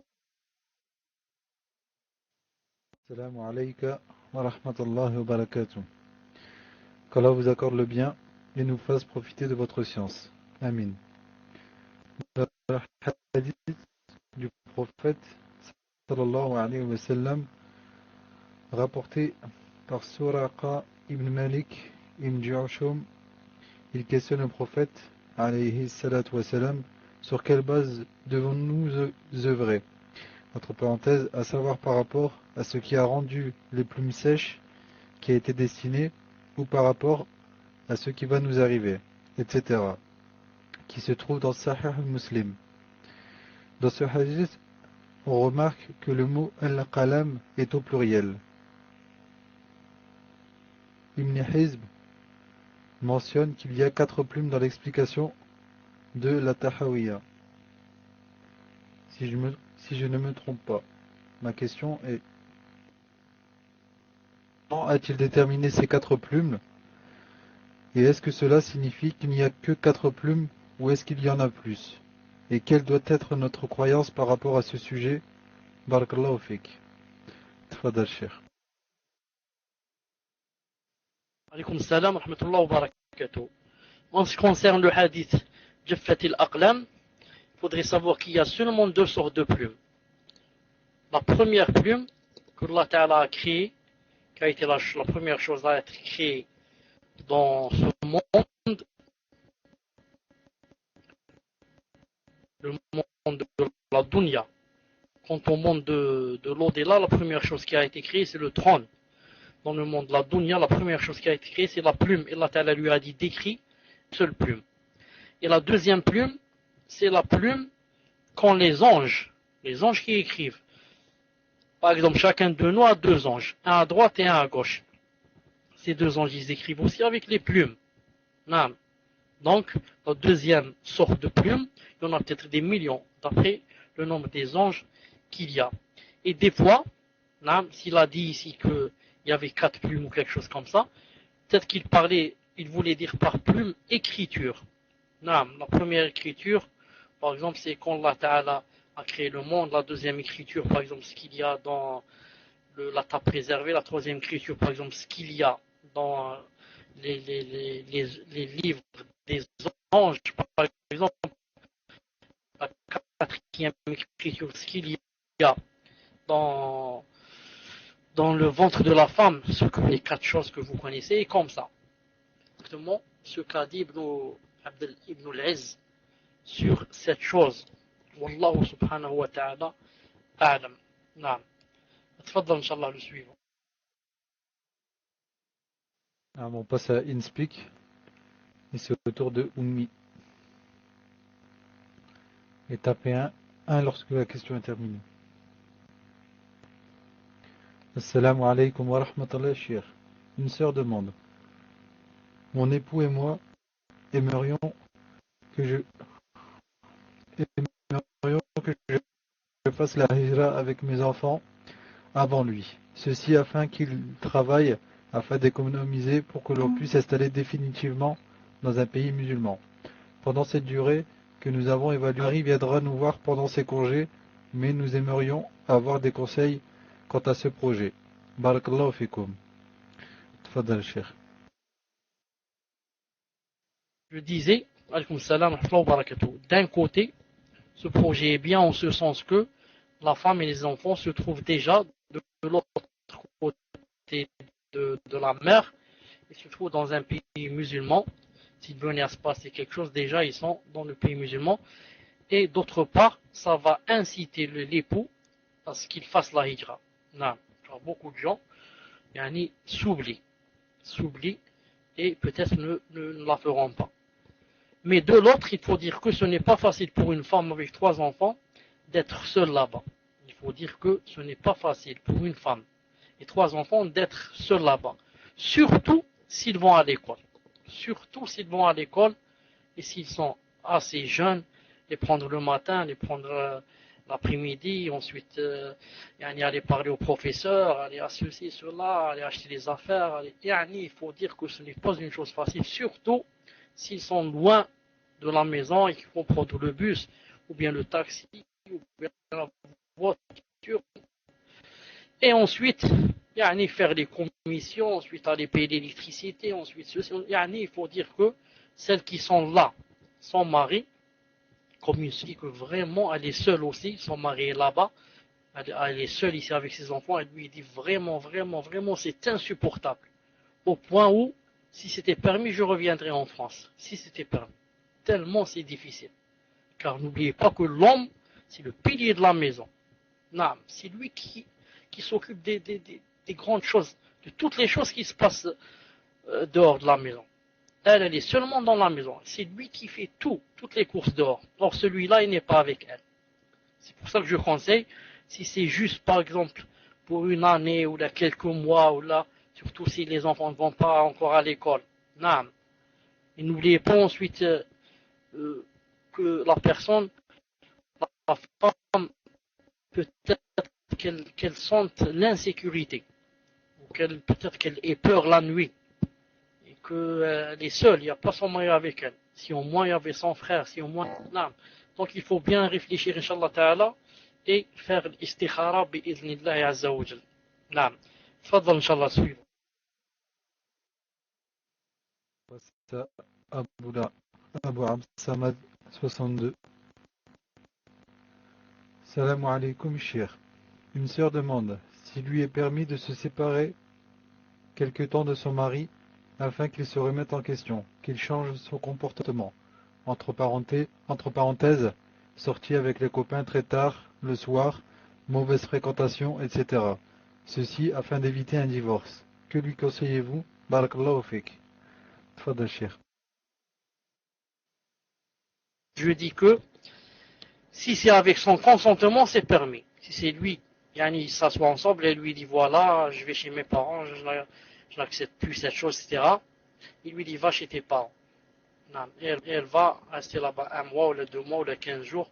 Avec son consentement, c'est permis. Sinon, non. Sinon, c'est le contraire. Elle doit convoquer ses parents, elle, ou bien convoquer ses parents à lui aussi. Et faire une assise et dire voilà ce que votre fils fait, etc., etc. Et on doit maintenant trouver une solution adéquate. Quelle est la meilleure solution pour notre fils et pour notre fille? Non, car celui-là, il exagère ou là il commence à quitter le vrai chemin, etc. Et ensemble, à l'amiable, ils cherchent, Inch'Allah Ta'ala, de trouver une solution, B'idhnillah Ta'ala. Non, tfaddal. Avant d'oublier, de toute façon, j'ai pas oublié, mais puisque j'ai vu certains pseudos, j'ai dit je laisse après pour dire. Al-Muhim, pour la personne à laquelle je devais téléphoner, pour avoir des renseignements sur l'autre personne, si elle était fiable ou pas, je dis que cette personne, cet homme de science à laquelle je devais téléphoner, depuis ce jour je lui téléphone, elle ne décroche pas. Et c'est une personne qui a mon numéro de téléphone et qui a mon nom. C'est-à-dire quand je téléphone à cette personne, elle voit mon nom. Et entre cette personne et moi, il y a tellement de respect que ce n'est pas possible qu'elle ne décroche pas. Donc je comprends par là que cette personne est absente. Cette personne est en voyage. Wallah subhanahu wa ta'ala a'lam. Tfaddal suivant. Abou Salman, voilà, Asr. Est-ce que vous êtes là? Assalamu alaikum wa rahmatullahi wa barakatuh, cher. Ma question concerne le destin. J'ai lu que les doigts changent le destin. Qu'est-ce que cela veut dire exactement? Tfadal, cher. Alaykoum salam wa rahmatullahi wa barakatuh. Naam, les doigts changent le destin. C'est dans le hadith authentique du messager d'Allah sallallahu alayhi wa sallam. Je donne un exemple. Quand Allah Ta'ala, par exemple, a créé telle personne, X des personnes, Allah Ta'ala avait mis dans le destin que, par exemple, le 1er avril par exemple, disons 2009, il y a un pot de fleurs qui allait tomber sur la tête de cette personne et ou bien la blesser gravement, ou bien la faire même mourir. Non. Ensuite, Allah Ta'ala a su que cette personne, le même jour où il va y avoir l'accident, allait faire une doua le matin et dire Ya Allah, je demande en ce jour d'éloigner de moi tout mal et de rapprocher de moi tous les biens. Et je te demande de m'aider en ce jour, etc. Donc Allah Ta'ala a reporté ou l'a annulé le fait que le pot de fleurs tombe sur la personne. Donc toi, mon frère, ou toi, ma soeur, ce jour-là, le 1er avril 2009, un pot n'est pas tombé sur ta tête. Et toi, tu ne sais pas. Mais si Allah Ta'ala te montrait ce qu'il y avait dans le destin, il t'aurait dit, regarde, il y a un pot qui devait tomber sur ta tête, mais puisque tu as fait des doigts, je ne l'ai pas fait tomber sur ta tête. Subhanallah al-Azim. C'est pourquoi nous, on doit beaucoup faire des doigts. Car les doigts, c'est dans notre bien, c'est pour notre bien. Et combien de choses et combien de mots sont éloignés de nous à cause des doigts qu'on fait, alhamdoulilah, et sans qu'on le sache. Donc vous voyez la différence entre celui qui fait le doigt et celui qui ne fait pas des doigts. qu'Allah Azza wa Jalla nous aide à faire des doigts. Si c'est pas compris, je réexplique, Inch'Allah.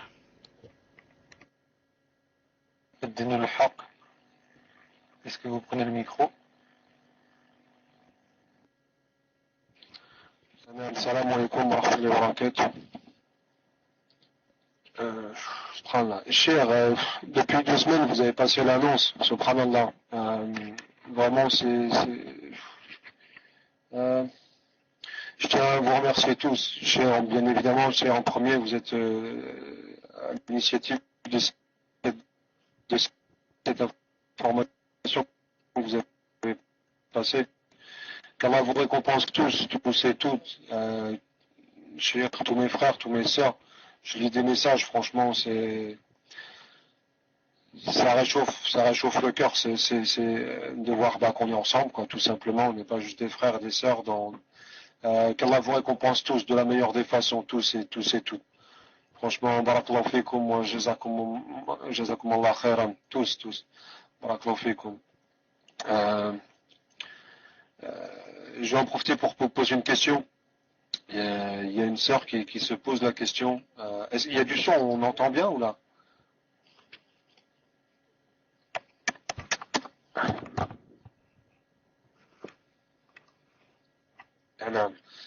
Donc, la sœur pose la question. Assalamu alaikum wa rahmatullahi wa barakatuh, cheikh. Je suis converti alhamdulillah, et je fais ma prière en arabe, mais je ne suis pas sûr de la prononciation. Je prends des cours pour m'aider, mais je souhaiterais savoir si ma prière est quand même acceptée. Barakallahu fikum. Pour tous et toutes. Barakatuh. Wa alaykoum salam wa rahmatullahi wa barakatuh. Vous m'entendez? Alhamdulillah. On s'en sert ce que a dit etc. On ne fait que yani, ce dont on peut bi'idnillah subhanahu wa ta'ala. Je disais que pour la personne yani, qui a dit que barakallahu pour les sœurs et les frères etc. Non, je dis à cette personne wa fika barakallah, et que celui qui fait quelque chose yani, il l'a fait pour Allah subhanahu wa ta'ala avant tout.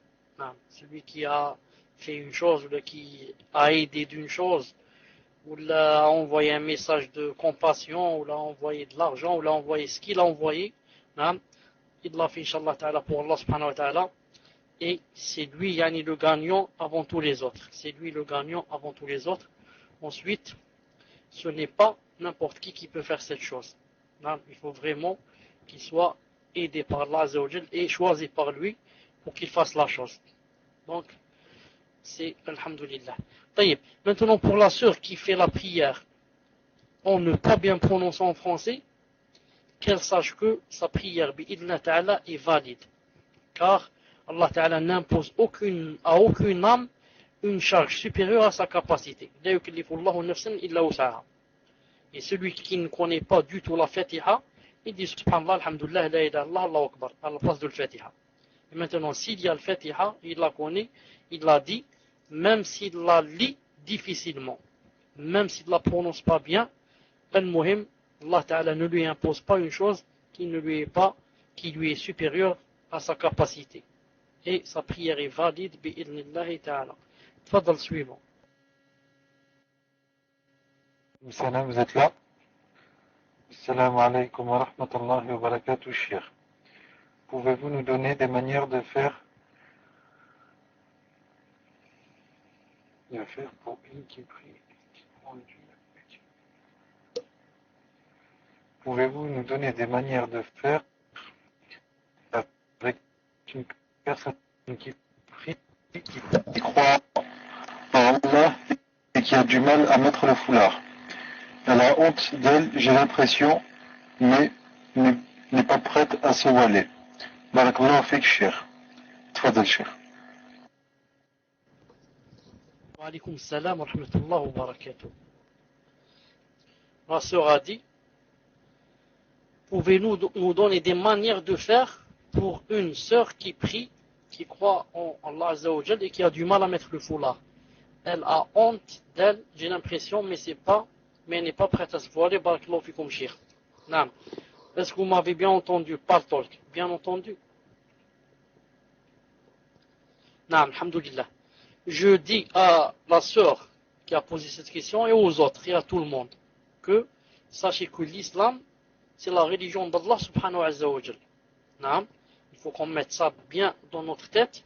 Ce n'est pas quelque chose qui nous appartient, ou qui appartient par exemple à nos grands-pères, ou là, c'est une chose qui vient d'Allah Azza wa Jal, et c'est lui seul, Azza wa Jal, qui, s'il veut, il accepte des gens, s'il veut, il n'accepte pas. S'il veut, il fait rentrer au paradis, s'il veut, il fait rentrer en enfer. Et comme ça.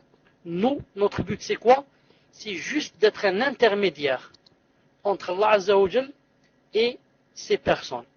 Ces personnes qui ne connaissent pas encore l'islam, ces personnes qui sont loin de l'islam, ces personnes qui sont dans d'autres religions, nous on est dans des intermédiaires pour leur dire voilà ce que Allah subhanahu wa ta'ala a dit et voilà ce que Allah ta'ala a ordonné et voilà ce que Allah ta'ala a interdit.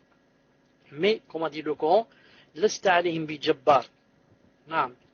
Et nous, on ne doit jamais forcer une personne, mais on doit toujours essayer de l'attirer petit à petit, l'attirer petit à petit, l'attirer petit à petit.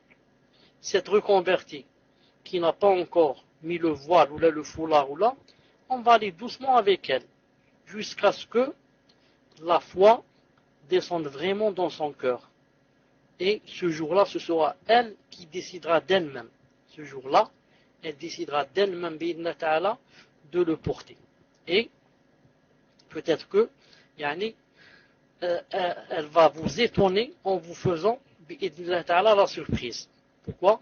Parce que à force d'écouter, à force là, il y a quelque chose qui est descendu d'Allah subhanahu wa ta'ala dans son cœur et qui va maintenant lui ôter le complexe, lui ôter la honte et va faire de sorte que Allah ta'ala et ce que Allah ta'ala a va lui paraître c'est la meilleure des choses chez elle. Maintenant elle s'en fout tout le monde, elle veut Allah et elle veut son paradis. Et elle n'a peur de personne, elle a peur seulement d'Allah et de son enfer. Donc vous n'arrêtez pas de lui faire la da'wa et gentiment, chaque fois qu'il y a l'occasion, vous montrez des hadiths, par exemple sur la femme qui ne se voile pas, ou bien les hadiths sur la femme qui est obéissante à Allah, qu'est-ce qu'il attend dans le paradis, que Allah Ta'ala va donner aux personnes qui meurent, masha'Allah, obéissantes, et comme ça, doucement, et je suis sûr, Inch'Allah Ta'ala, qu'elle le mettra tôt ou tard. Seulement, il faut faire le maximum pour ne pas la brusquer et la faire fuir. Pour ne pas la brusquer et la faire fuir. تفضل إن شاء الله السبيل. Portefeuille 13. Salam alaikum, cher. J'ai reçu une lettre du consulat d'Algérie pour aller voter. Ma question est, est-il permis de voter? Si oui, comment pouvons-nous voter pour des candidats que nous ne connaissons pas? Tfadal, cher. Wa alaykoum salam wa rahmatullah wa barakatuh. Naam, il n'est pas interdit de voter. Il n'est pas interdit de voter. Surtout, si on ne vote pas avec le cœur. Car le messager d'Allah a dit que toute personne qui mourrait et qui resterait une nuit sans avoir fait l'allégeance à un gouvernant musulman, cette personne-là mourrait dans la jahiliya, mourrait une mort de jahiliya. Naam. Comment voter sur des personnes, des candidats qu'on ne connaît pas? On ne vote que sur la personne sans qu'on connaît. C'est-à-dire, on va demander quelle est la meilleure de ces 3 ou 4 ou 5 personnes qui se sont présentées au vote. On va demander aux hommes de science et on demande aux gens fiables. Quelles sont les personnes qui sont les plus aptes à être, sur lesquelles on doit voter, par rapport aux autres.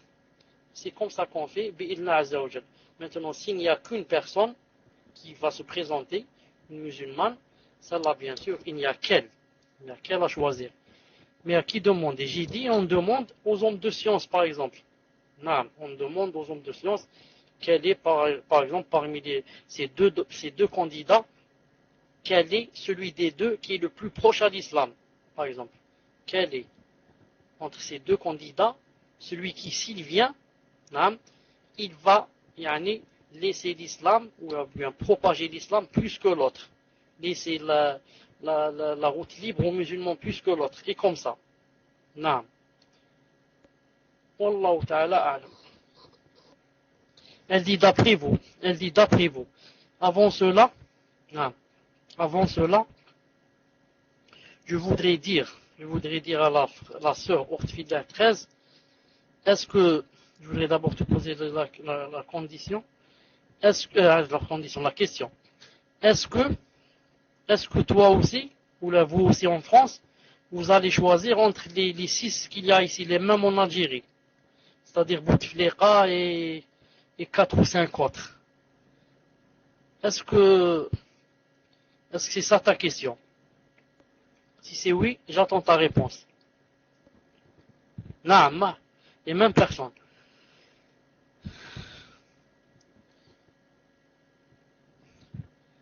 Elle ne sait pas.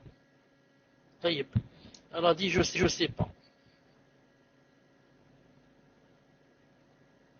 Non, si c'est comme en Algérie, je préconise à cette sœur, non, je ne sais pas qui s'est présenté. Non, si c'est comme en Algérie, donc il y a 5 ou 6 personnes qui vont se présenter bi'idhnillah ta'ala. Et je recommande à cette sœur bi'idhnillah ta'ala de voter sur quelqu'un qui s'appelle Abdelaziz Bouteflika, qui est lui-même, qui est maintenant de nos jours président. Non. Je conseille à cette sœur de voter sur le président qui est de nos jours, qui s'appelle, voilà, l'ancien, qui est de nos jours, qui s'appelle Abdelaziz Bouteflika, car c'est le meilleur, voilà, c'est le meilleur des 6 qui se sont présentés, bi'idhnillahi ta'ala. On passe à l'autre, tfadal. Donc là, c'est un in-speak. C'est la question de Nafisa. Assalamu alaikum wa rahmatullahi wa barakatuh. Dans le verset 18 de la sourate les fourmis, quand ils arrivèrent à la vallée des fourmis, une fourmi dit: Ô fourmis, entrez dans vos demeures, de peur que Salomon et ses armées ne vous écrasent sous leurs pieds, sans s'en rendre compte. Pourquoi Allah utilise le terme écraser quand il parle des fourmis?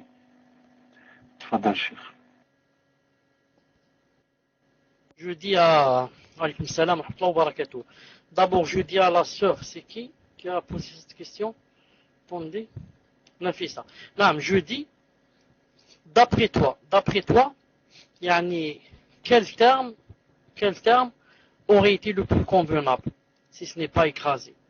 Car écraser, c'est tout ce qui vient au-dessus des pieds. Tout ce qu'on met sous le pied, on va dire écraser. Non. Donc, d'après elle, quel terme on pourrait dire à la place d'écraser? Alors que tout ce qu'on met sous nos pieds, on l'a écrasé. Mais, moi ce que je voudrais dire à la sœur, c'est qu'en arabe, Allah Ta'ala a dit La yahtimannakum. La yahtimannakum. Yahtimannakum, il n'a pas dit écraser en arabe. Il a dit démolir. C'est un peu casser et démolir. On dit le bateau tahattama. Le bateau, c'est démoli. Yani, il n'y a plus de bateau. Toutes les planches sont allées de leur côté. En s'écrasant par exemple contre un rocher ou là. Mais ce qui a étonné les savants, c'est pourquoi il a employé ce mot tahattam, alors que les choses qui se démolissent, se cassent, c'est surtout par exemple les vases, surtout les bouteilles et comme ça. C'est ce qui a un peu ou beaucoup étonné les savants à une certaine époque, jusqu'à ce que dernièrement, jusqu'à ce que dernièrement, ça fait seulement quelques années, un savant, je ne sais pas lequel, en faisant des études sur les fourmis, a trouvé, subhanallah al-azim, que la fourmi contenait des vers, contenait du verre en son intérieur. Il a vu avec le microscope, etc. Il a trouvé que la fourmi contenait le verre, comme le verre qu'il y a sur la bouteille, le verre avec lequel on boit. Subhanallah, la fourmi a été créée et contient dans son intérieur, dans son ventre, dans je ne sais pas où, contient du verre. Et quand ce savant s'est étonné, etc., on lui a dit ne t'étonne pas beaucoup. Ça fait très longtemps que Allah Ta'ala a dit dans le Coran, il a dit à Sulayman, attention, tu vas casser les fourmis en mettant ton pied dessus. Ils ont dit, donc c'est une preuve qu'il a employé le mot casser, yani, ça veut dire que les fourmis donc yani, sont en verre et qu'elles se cassent. Wallahu azza wa jal a'lam. Naam. Tfadla inshallah le suivant. Donc on passe à le calque. C'est la question de Abu Mariam. Salam alaykum Cheikh. Hayakum Allah. Il en demande votre avis sur le fait qu'elle se voit obligée de travailler car elle a sa charge. Elle est actuellement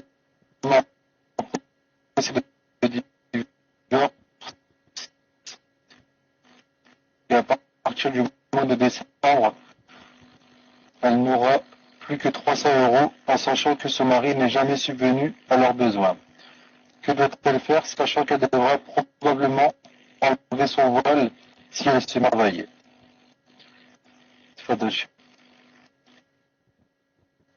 Alhamdulillah. Je ne peux jamais dire à une personne, surtout à une femme, d'enlever son voile à cause du travail. Car ça reviendrait à ce que je lui dise, laisse ta religion à cause de la dunya, ou bien à cause de l'argent, ou bien laisse ton paradis à cause de cette vie.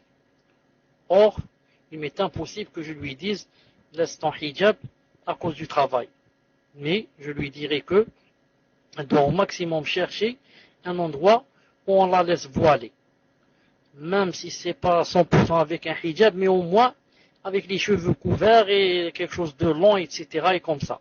Au moins, elle ne montre pas les parties qu'elle ne doit pas montrer, comme ses bras, son cou, ses oreilles, ses cheveux et comme ça. Même si c'est pas avec un jilbab ou un hijab, mais au moins qu'elle craigne Allah subhanahu wa ta'ala le maximum. Mais que je lui dise qu'elle se dévoile carrément pour aller travailler, jamais je ne pourrais lui dire une chose pareille. Quiconque craint Allah subhanahu wa ta'ala, Allah azza wa jal, lui fera une solution. Ça c'est un verset du Coran, et nous on croit au Coran, et on sait que Allah subhanahu wa ta'ala, quand il dit une chose, il l'exauce. Quiconque craint Allah subhanahu wa ta'ala, il va lui donner une issue. Man ittaqillah, yaj'al lahu makhrajan wa yarzuqhu min haythu la yahtasib.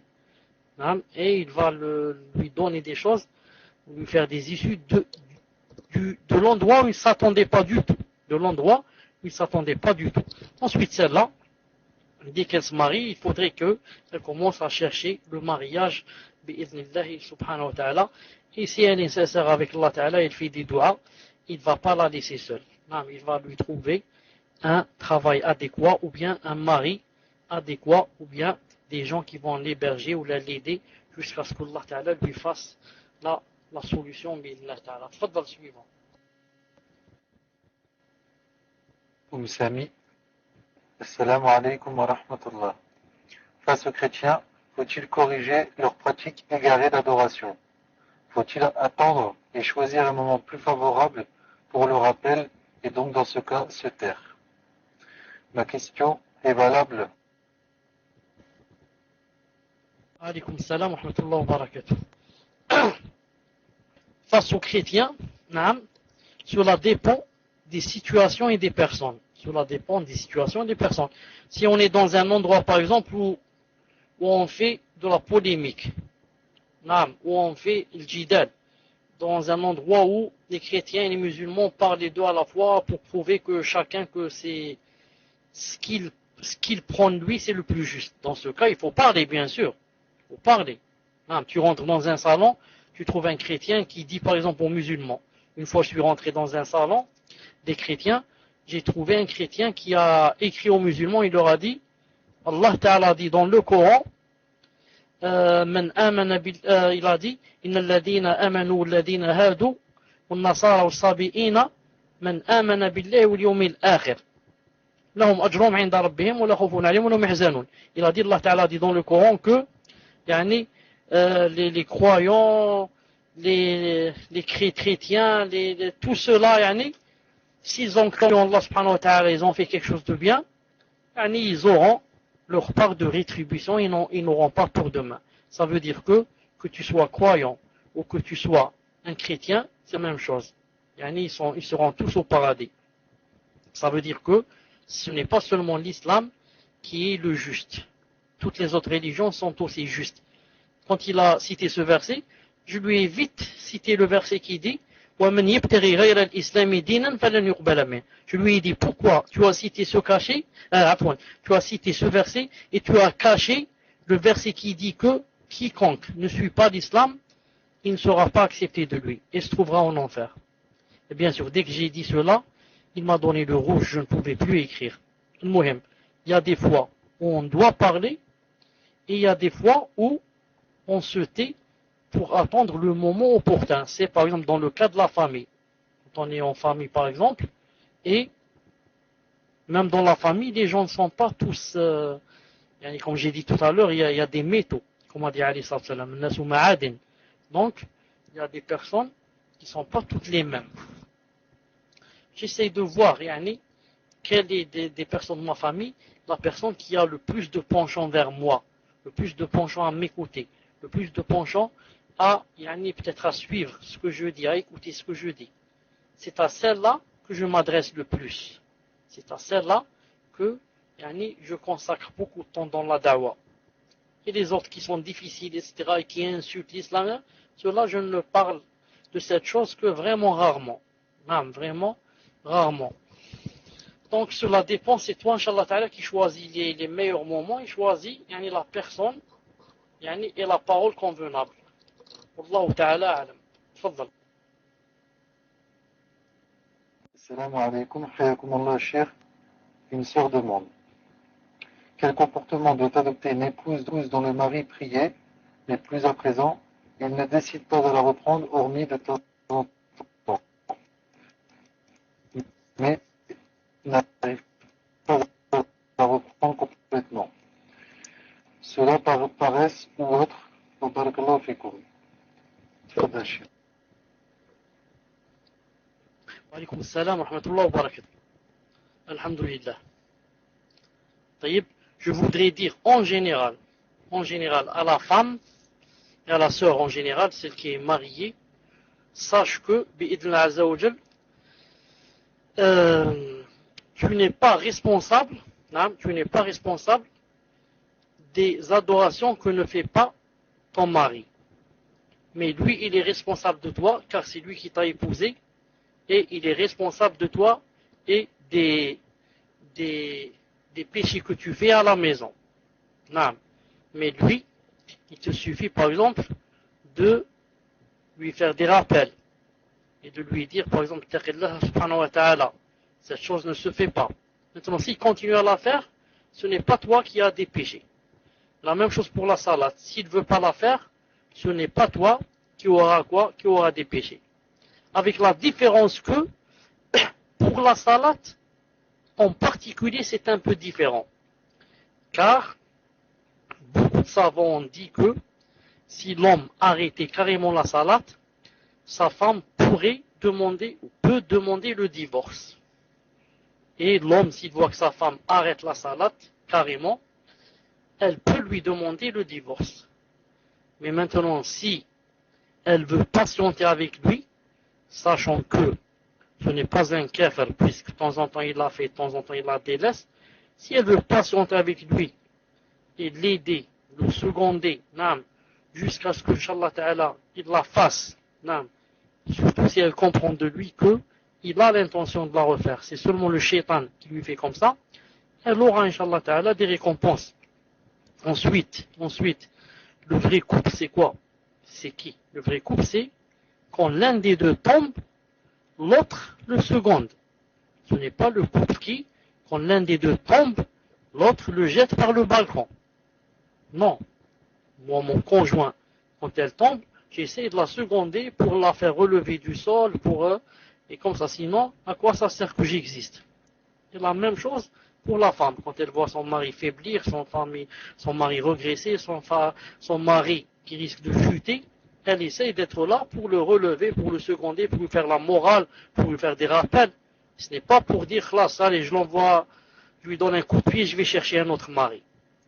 Et maintenant, quand elle essaie 1 année, 2 ans, elle a fait tout son possible, elle a fait des assises avec lui, elle a convoqué ses parents, elle a fait ceci. Là, s'il dit, moi, je veux plus la salat, je veux plus la faire. Dans ce cas, il ne lui est plus permis de rester avec lui. Mais tant qu'il y a de l'espoir, Inch'Allah Ta'ala, elle fait ce qu'elle peut. Comme ça, devant Allah Ta'ala, Allah est témoin qu'elle a patienté, qu'elle a fait tout son possible. Au cas où, il se passe quelque chose. Allah Azza wa Jal, a'lam.